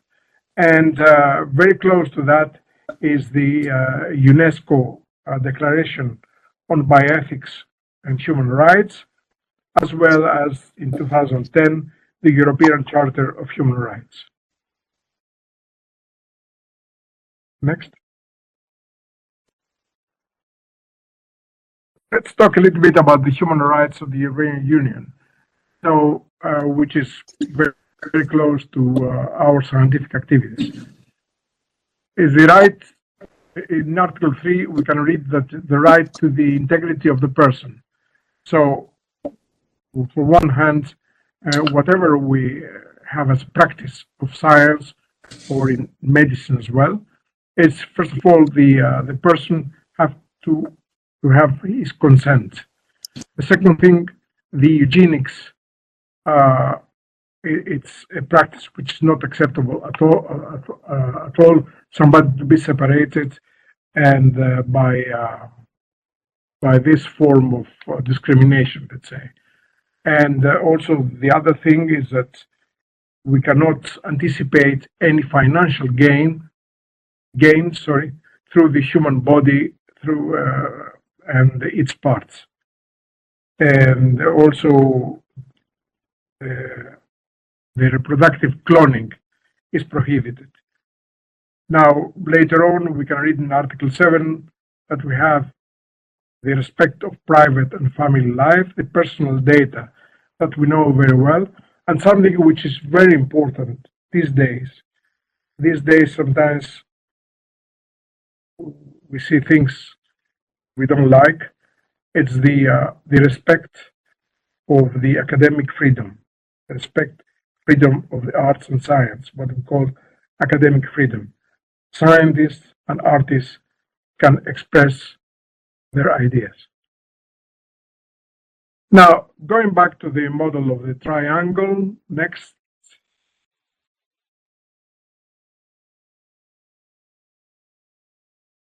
Sorry, it takes long.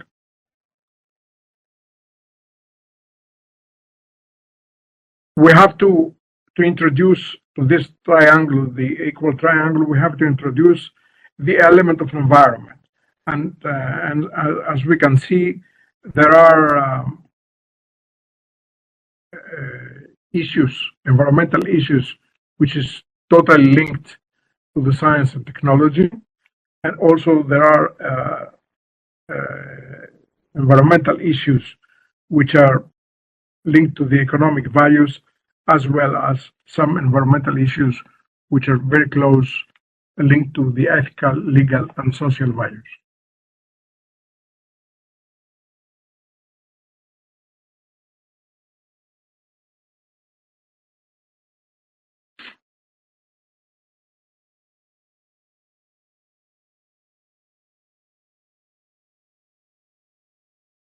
So this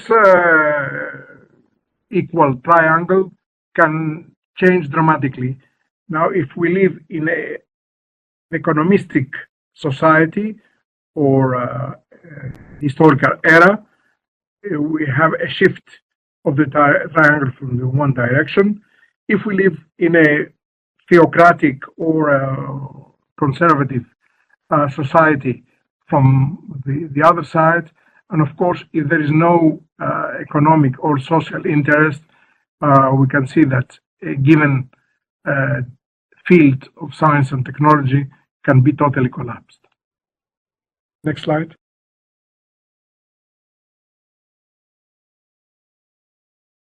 So this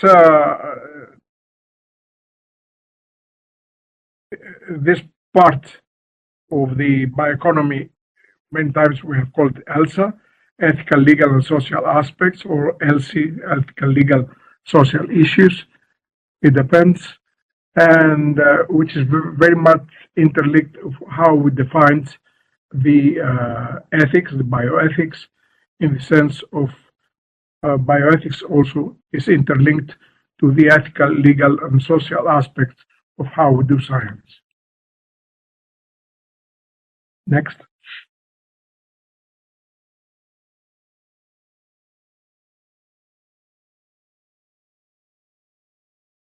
So we can move next.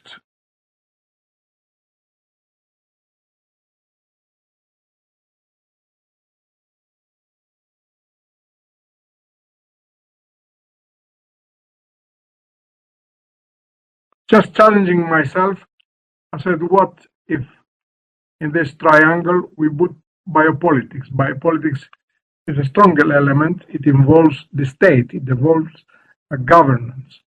And so sometimes if we think about regulations in biotechnology or regulations in biotechnology which is applied not only in agriculture or industry, but also in medicine, maybe the aspect of biopolitics takes either a positive or a negative connotation.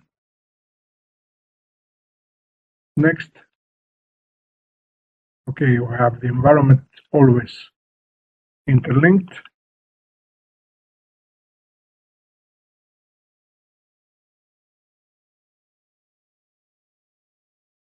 Now it's the time to go back and see how was defined through the political science or philosophy the issue of biopolitics. Was something that I've worked 25 years in the Commission, in the and we never talked about politics. We were avoiding this kind of rules. It's an older term, but came into action in 1975 by Michel Foucault in Sorbonne.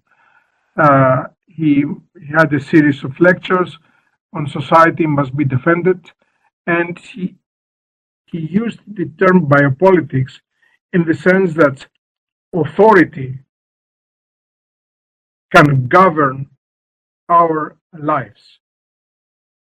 And he mentioned two issues. Govern our life means we become subject, this is the issue of subjectivation. And the other element, the other term that he used is the so-called biopower. So it's a set of rules or a set of issues which that you can imply to a group of people. I think Foucault, he had in his mind as an experimental tool people who are in jail or are in limited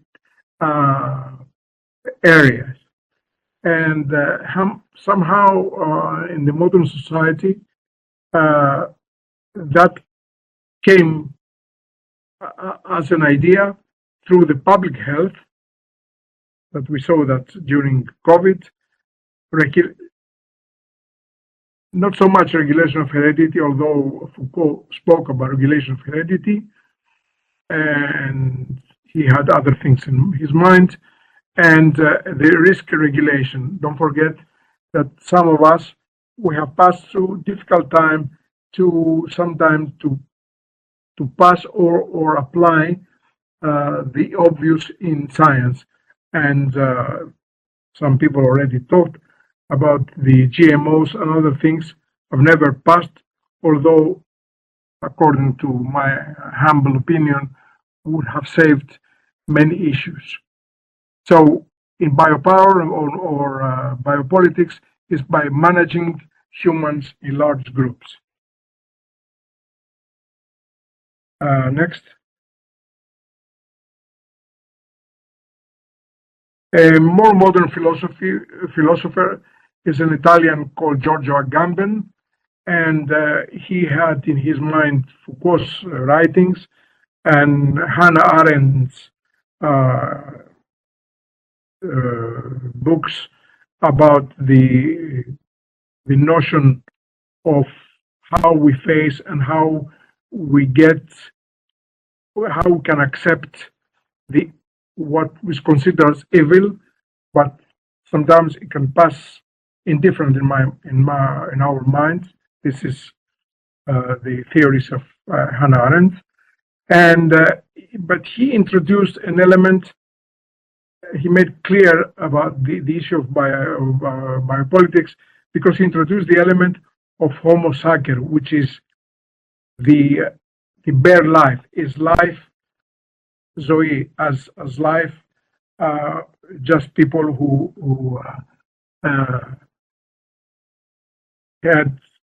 they don't have their other element of rights, which is the so-called the social aspect of life, which according to Agamben, he defined that as bios or bios.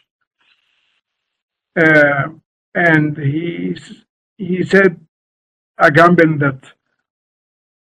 that during application of biopolitics, somehow the groups become almost naked as only bare life, and not as human beings with all its rights, political rights, and psychological and social rights.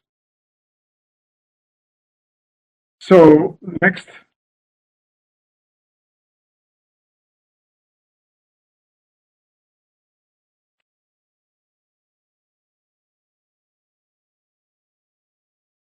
So as I said, for these other legs, we can. It depends on what kind of biotechnology or biological science we're applying. It can be other issues of bioethics or bio law or biosocial issues, or even biopolitics, which is the sovereign, the government can control our life. Next.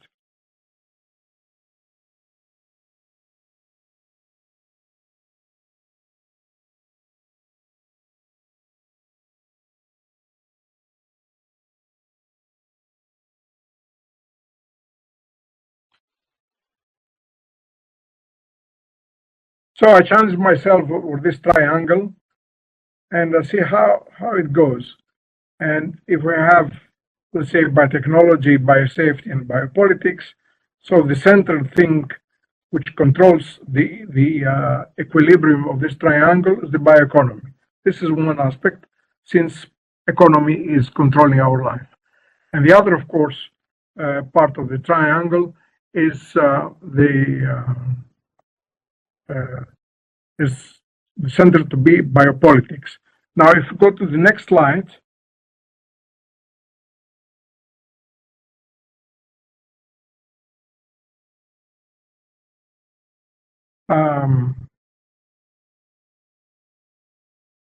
well, there is a previous to that.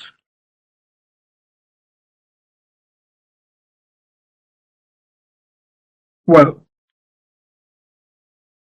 I put I try to balance, let's say, the triangle between so the center thing is biosafety. So we need to have safe, let's say, product or practices, and biotechnology is again an element that goes together either at the technological side or the economical side or the ethical and governance side.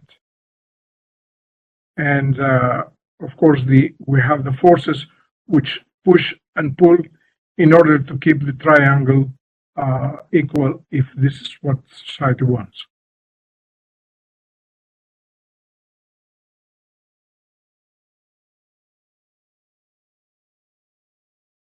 So I'm afraid that it takes too long. Also, it's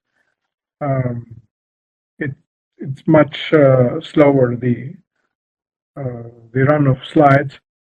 I like. I don't know, Victor. Can I go to the 3 or 4 last slides? The others we can upload to the. So in order to save some time for our colleagues.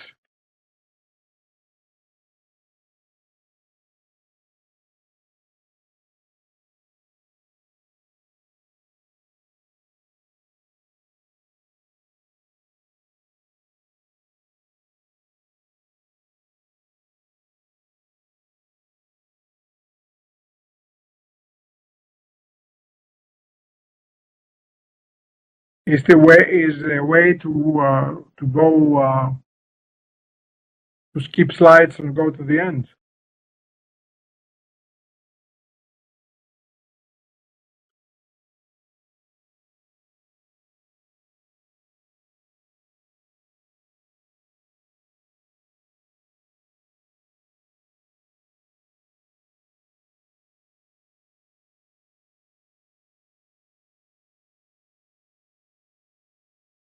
Well, sorry for this. Of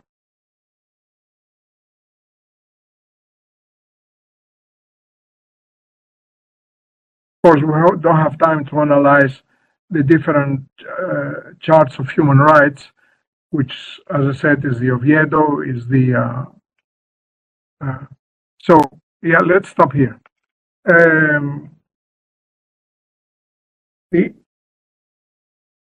So for years we were talking about globalization. So this is an economic, let's say, tool, and now the COVID has made us think about not globalization but internationalization. So we know that the globe can be affected by one issue, and this one issue, if we don't interlink to each other, maybe will be catastrophic. The slide before showed the so-called fourth horseman of apocalypse, which is death, famine, war, and conquest. That was a metaphor from the Commission, and then talked about a perfect storm which comes 2030 or 2050. It's the need for food and feed, the need for water, we have to anticipate the climate change, the need for energy or bioenergy, and of course, the COVID show us that we have to anticipate pandemics as well. Next. Next.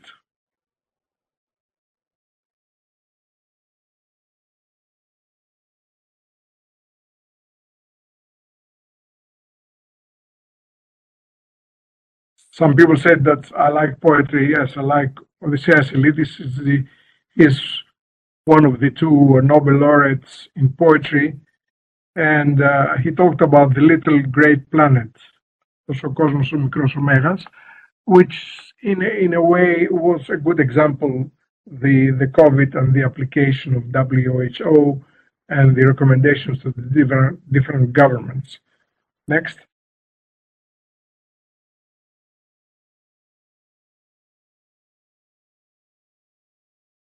Let's say next. So for years, the question is if the EU and, well, at least from the European side, it can anticipate the big challenges. So right now, we have 800 people who are declared hungry. They go to bed every night hungry, and we are in 2024. What will happen in 2050, and how many? It's what the Commission has talked about, a perfect storm, and also we have the need for water, not only for people quenching their thirst, but people also trying to, but also water in order to cultivate. This is a slide which I borrowed, let's say, more from Alfredo. Maybe he was in a meeting in India, I'm not sure, but I liked very much because it's a saying of Mahatma Gandhi saying Earth provides enough to satisfy every man's need, but not for every man's greed. This is very important, and many people have talked in meetings about that, but it's very difficult maybe in society, in the systems that we live, the economic system or the political system to apply it. And so besides all the other problems we are going to have, and we can be victims as well, internal climate migrants, which are becoming the human face of climate change. You can live maybe in some of the most expensive area of the world. With climate change, you can have other over floods or other climatic catastrophes. Next.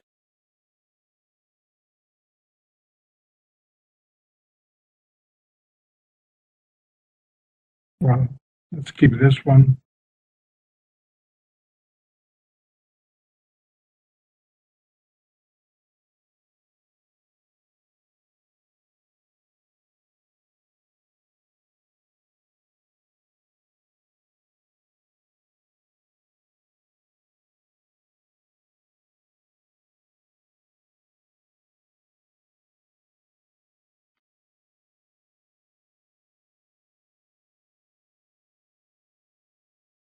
This is what, yes.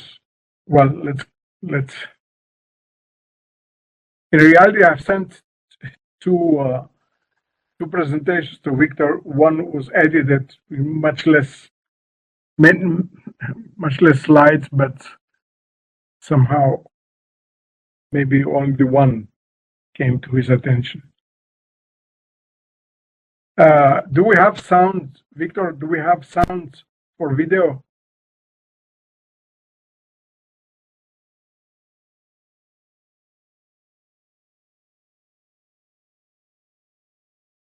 Okay, so let's keep this.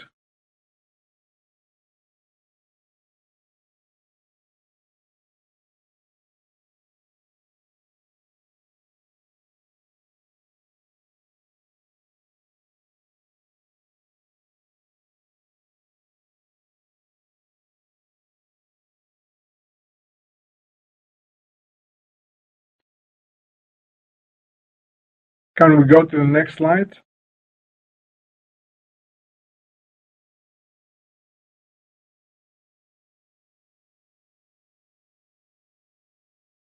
This is, okay, the previous one was a video from the World Economic Forum.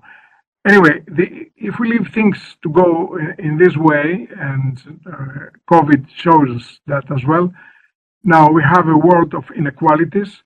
So there are places in the globe that they don't have food, they don't have water, they have pandemics or epidemics if they stay there, they have unemployment and immigration. That creates what in politics we call populism or Orwellism or neo-Orwellism, which creates fear, pseudo-scientific theories, fake news, and propaganda. From the other hand, if we somehow we being united, or we have this idea of internationalization and support the academic freedom, trying to support from forces that try sometimes to prohibit academic freedom. So in this case, we can gain democratic rights, education, free press, and culture, which is very important. Many people talked about me and culture. I think it helped me a lot in my career, culture, in the sense that many times the soft issues of culture, they've feeded back the orthogonal ideas of science and the rules of science. Let's go further. We are almost at the end. Well, let's keep it this. It's a complicated one.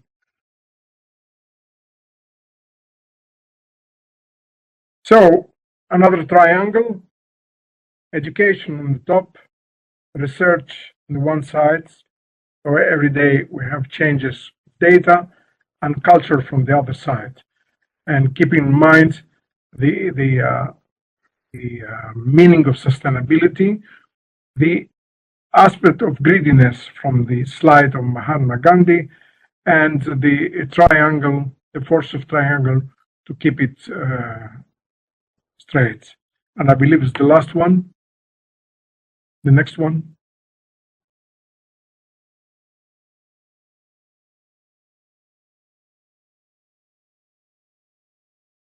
Well, you all, I presume, have seen or you know the great Sophocles play with a great human and governance and societal dilemma of Antigone.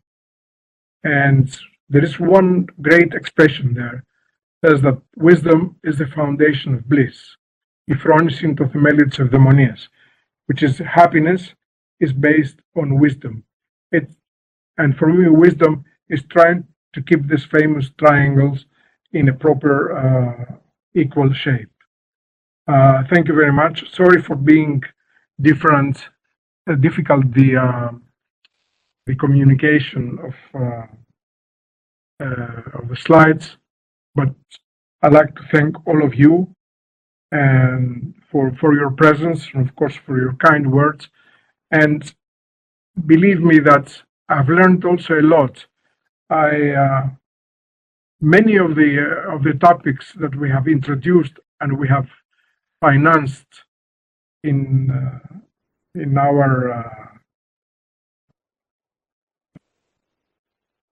in our activities in the Commission are based also on some ideas that we have discussed during these great meetings that we all have done, either we're in Spain or in the United States, or even sometimes in the other parts of in Asia.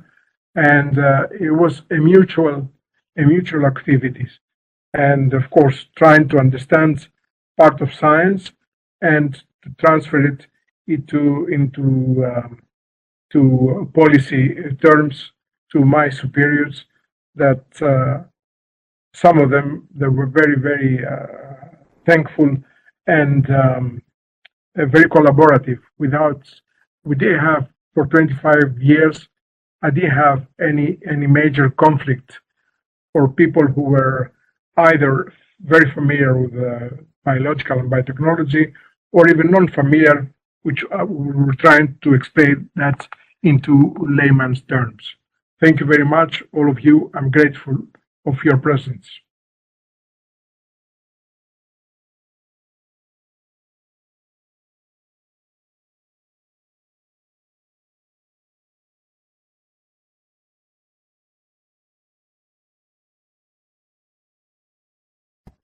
Thank you very much, Ioannis. You remind us our duty as scientists and intellectuals. Thank you, especially in this crucial period we are living. Right. So, Ioannis, I think that despite the technical difficulties, you made your message come across perfectly well, and you are an example of how you can be, a scientist and still at the same time to have this insight on the context and the consequences of what you are doing and what others are doing as well in the field. So, thank you very much. So, I would like now to, we're a bit late, probably we're a bit tired, but still, I would like to take the opportunity to invite 3 more people to make some short remarks in the context of our roundtable. And maybe at the end we have, maybe if there's some urgent question or some issues that you want to raise, we can also deal with them. But, as indicated in the program, I would invite Emmanuel Koikus to join in. Are you there, Emmanuel? Yes, I hope you can hear me. Sure. Can you share your slides, or you want me to share them for you? No, I prefer not to focus on the slides you are going to receive as part of the proceedings. And after the last impressive presentation, I would like to dedicate to Ioannis something additionally Greek. We had enough Greek, one more we can take. What is it in a name, ladies and gentlemen? In most languages, names are very important. They are the beginning of a language. How about the name Economidis, dear Ioannis? And I will start, it is a very complex composite name. And I will start from the humble ending, Idis. Idis is a very Greek ending, meaning a lot of things: origin, nobility, system, family. So Economidis, our friend Economidis, is definitely deserving the ending Idis. How about econo? Econo, most people think it's economics, and it is only part of the story. Econo is a composite name where eco is the ecos, the system, part of ecology. And nomics is from the verb nemo, meaning to manage, to share, to play with. So Economidis is someone coming from a system that is managed according to the laws of the system, the ecological structure. Something is missing, dear Ioannis, and I believe we had the prefix you have deserved with your work, bio. So bioeconomidis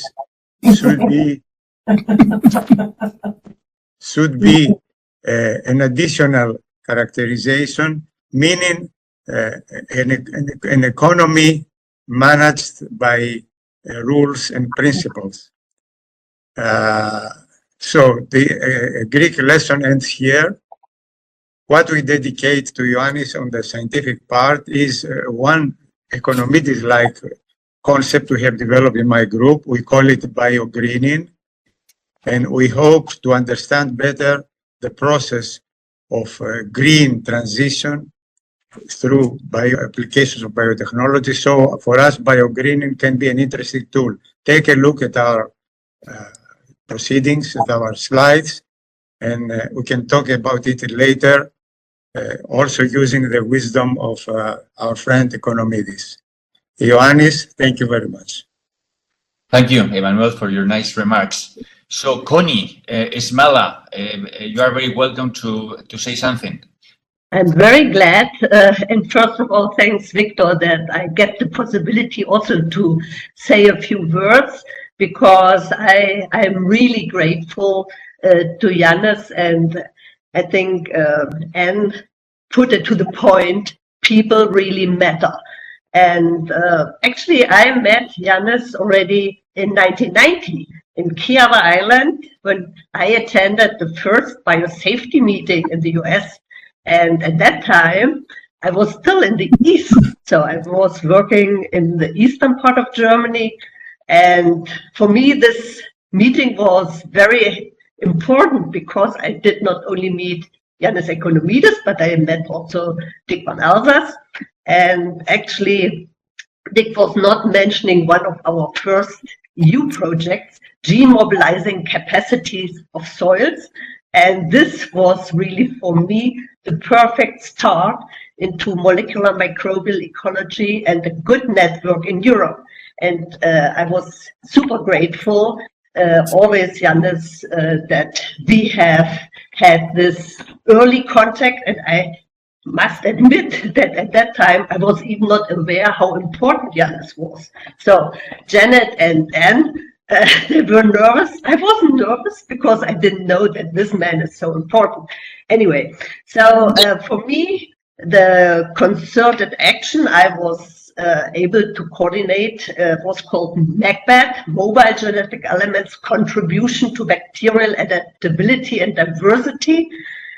Also with 45 partners, and EU financed, was really super important, because here we brought together researchers working on plasmid biology, but also plasmid ecology.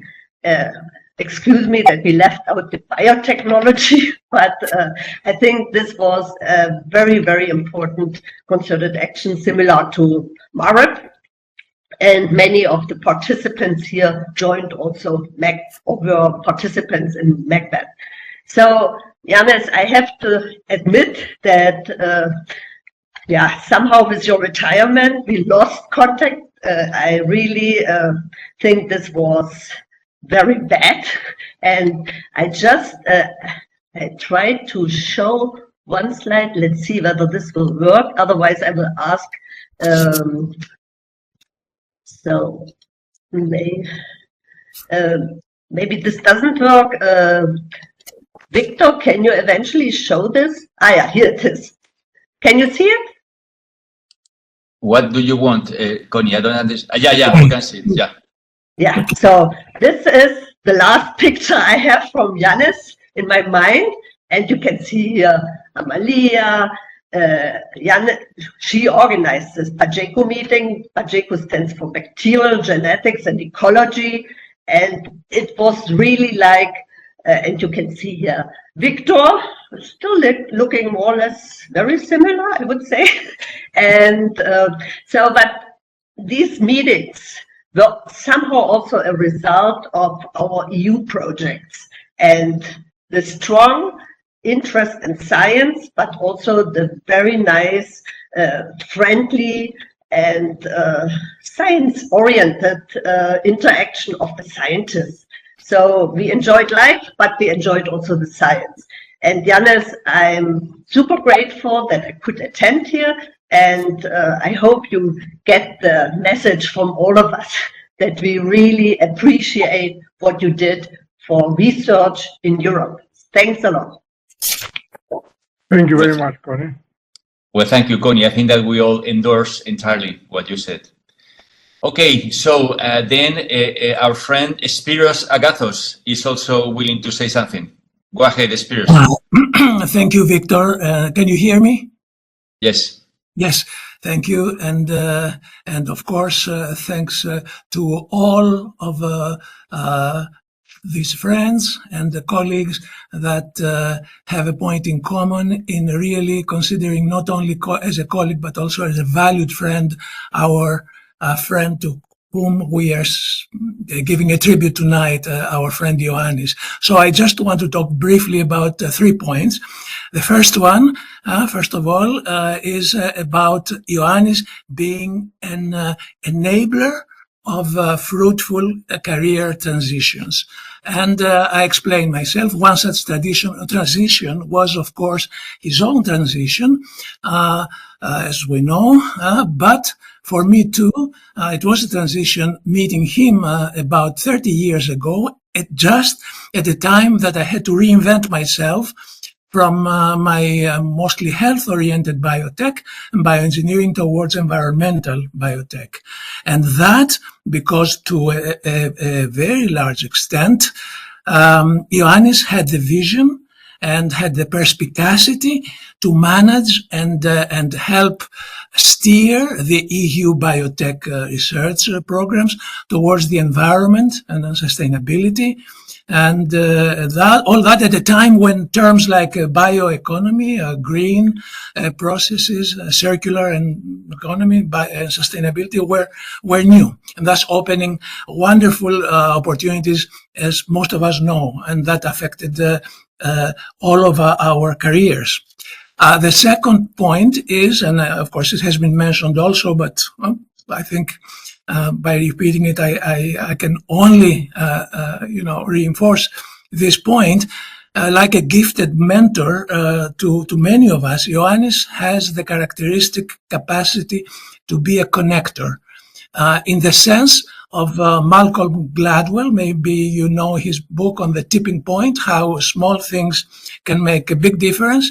And so he offered the so-called stickiness of influence by his ability to cultivate connections, allowing the rest of us to become colleagues, collaborators, and most importantly, friends. And last but not least, I wish to praise Ioannis for being someone who spearheaded the research collaboration between the EU and the US.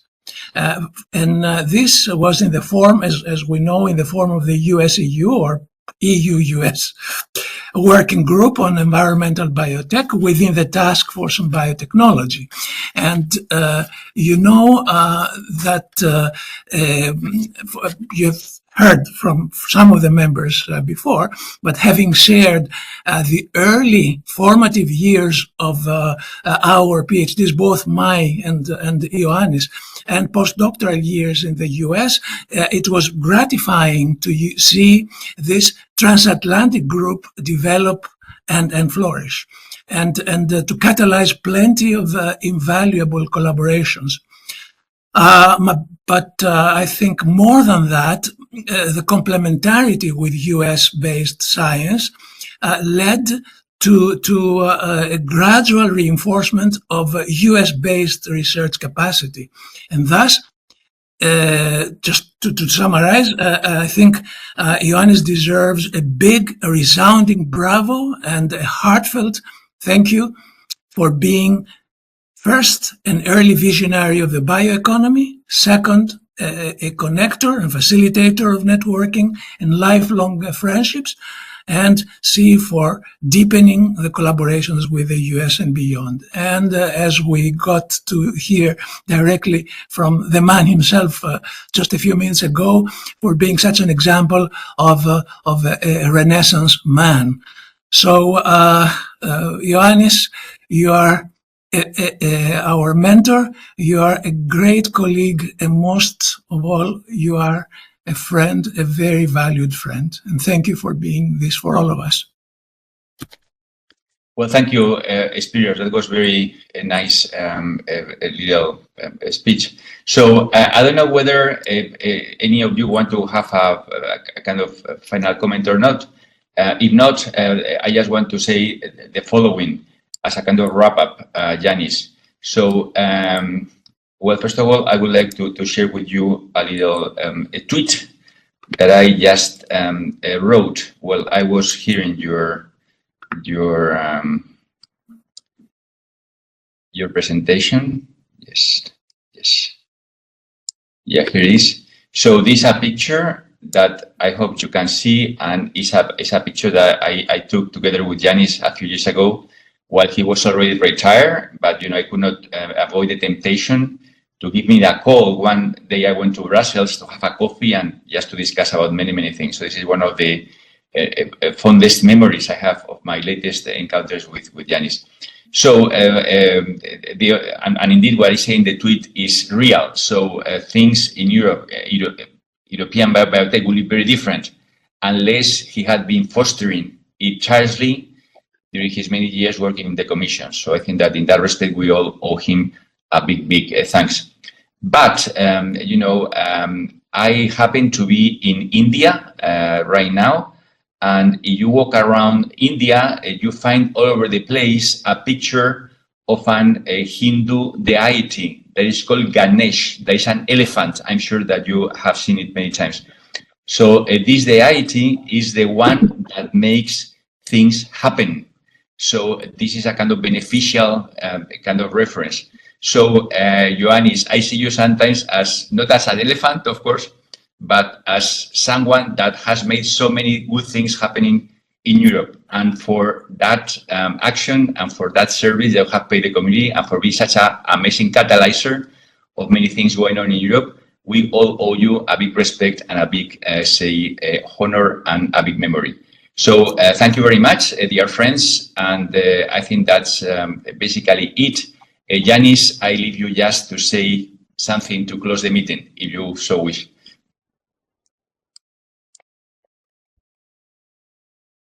Well, thank you all of you for your kind words.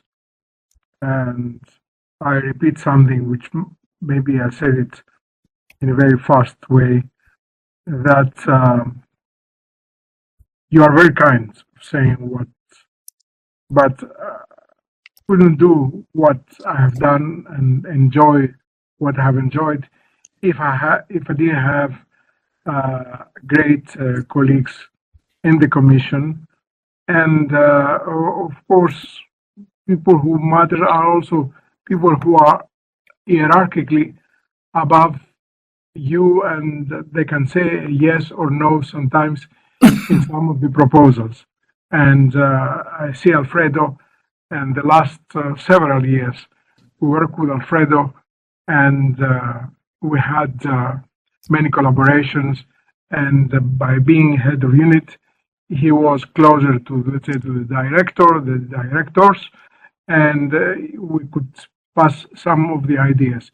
One of the greatest thing that we have done before I retired was introducing this notion of synthetic biology, which we had to push to fight, and was not an easy notion for that. But somehow we managed, and we're very happy. Also, as I said, it's very important that I collaborated with all of you. The discussions, the friendly discussions over a nice dish or a glass of wine, and discussions sometimes joking or being serious, but always going around science. And this is great. I couldn't think that Janet and Anne Glover and Connie were afraid of me. Well, I hope I didn't scare them, and I was not very important. I was just doing my work because people really left me to do my work without putting hurdles in front of me. And I'm really thankful to my supervisors and people who were at the same level like me and helped me, because sometimes can bring a nice idea over a nice cup of coffee. And I know I see Morris Lex and Charles Kessler, we have, and Dick and Alfredo. We had great several cups of coffees, and we have enjoyed that. And of course, as I said, in the meetings, we were having discussions over science. That is what proliferates the ideas. So thank all of you. I wish you health. Whoever is as old as me, as being as not as elephant, but as a mammoth. I'm quite old, and having good health and having a good time in your retirement, and if you are still active, good successes in your projects. Thank you, all of you, and assistant people from the National Hellenic, just my Greek colleagues, who without them I couldn't have been here. Anyway, it goes without saying. Okay, thank you very much, Ioannis. I think the time has come to close the meeting. I think we all feel with a very rewarding feeling. And well, I hope that we've been in touch and that we know of each other. And as I said, we'll try to get some type of video out of this celebration. Okay? So thank you very much, Victor. Thank you very much also for all this effort you made. Thank you. Well, it was a pleasure. No big deal. And I hope that things will continue. We have a raised hand. Nick, you want to say something? If you want, you have to open your mic. No, you have to open your microphone. It's closed now.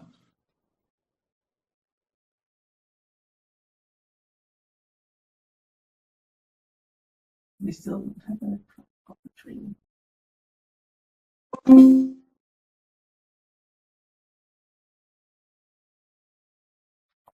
No. You have to activate the microphone.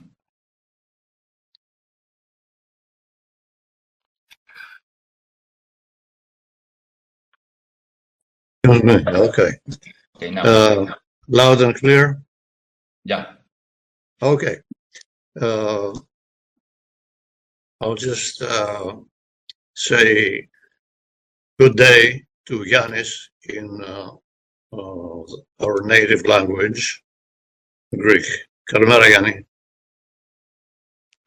Συγγνώμη που δεν μπόρεσα να είμαι παρόν. I am watching the event from the United States, hoping that it won't be considered as Big Brother watching, because I don't consider myself a Big Brother. I have spent a career on both sides of the Atlantic. I've known, the point I want you to know, which I assume nobody does besides me, is that I've known Ioannis since he's a student in the second year in the agriculture university in Athens, learning at the time how to use the optical microscope, looking at plant leaves with or without an insect or a fungus on them. And then we parted company in our postdoctoral years until we met again in the mid-80s when I returned to Europe from my career in the United States. I wish Ioannis the best. He's come long ways from learning how to use the microscope as a trainee to producing such a wonderful synthesis of so many things in the current slide set that he prepared. I will be scratching my head. Where does on all this goes the overlay of information science, digitalization of everything in life, if it really changes anything, or it's just embedded in everything that is depicted as a pole of knowledge and human activity in the slides that Jan prepared. I'll be looking forward to see the publication and enjoy going over it, and recommend it to our other common friends as well. That's it. Thank you very much for your time, and Yanni, it's great to see you. Okay, Thank you very much. I'd like to say that since we're in the same school, Nick was a couple of years older than me, and sometimes they had to help the professor, doing some of the laboratory, like optical microscope, etc. And for me, it worked as a prototype because I was following him. But of course, I was not good enough. Nick was one of the so-called 10 to 10 student. I was not, so I missed the opportunity to go to Berkeley as well, but I don't have complaints. University of Texas was great as well. So it was great meeting and having a good prototype as an older student, and you want to follow his type of career. Yeah. Well. Okay, ladies and gentlemen, I think that the time has come to really close the meeting. It has been wonderful, yes. And I hope that we'll keep a good memory. Nice to see all of you. All the best, and colleagues, and many of you I have known. Okay, bye-bye. Goodbye. Bye-bye. Bye. Bye.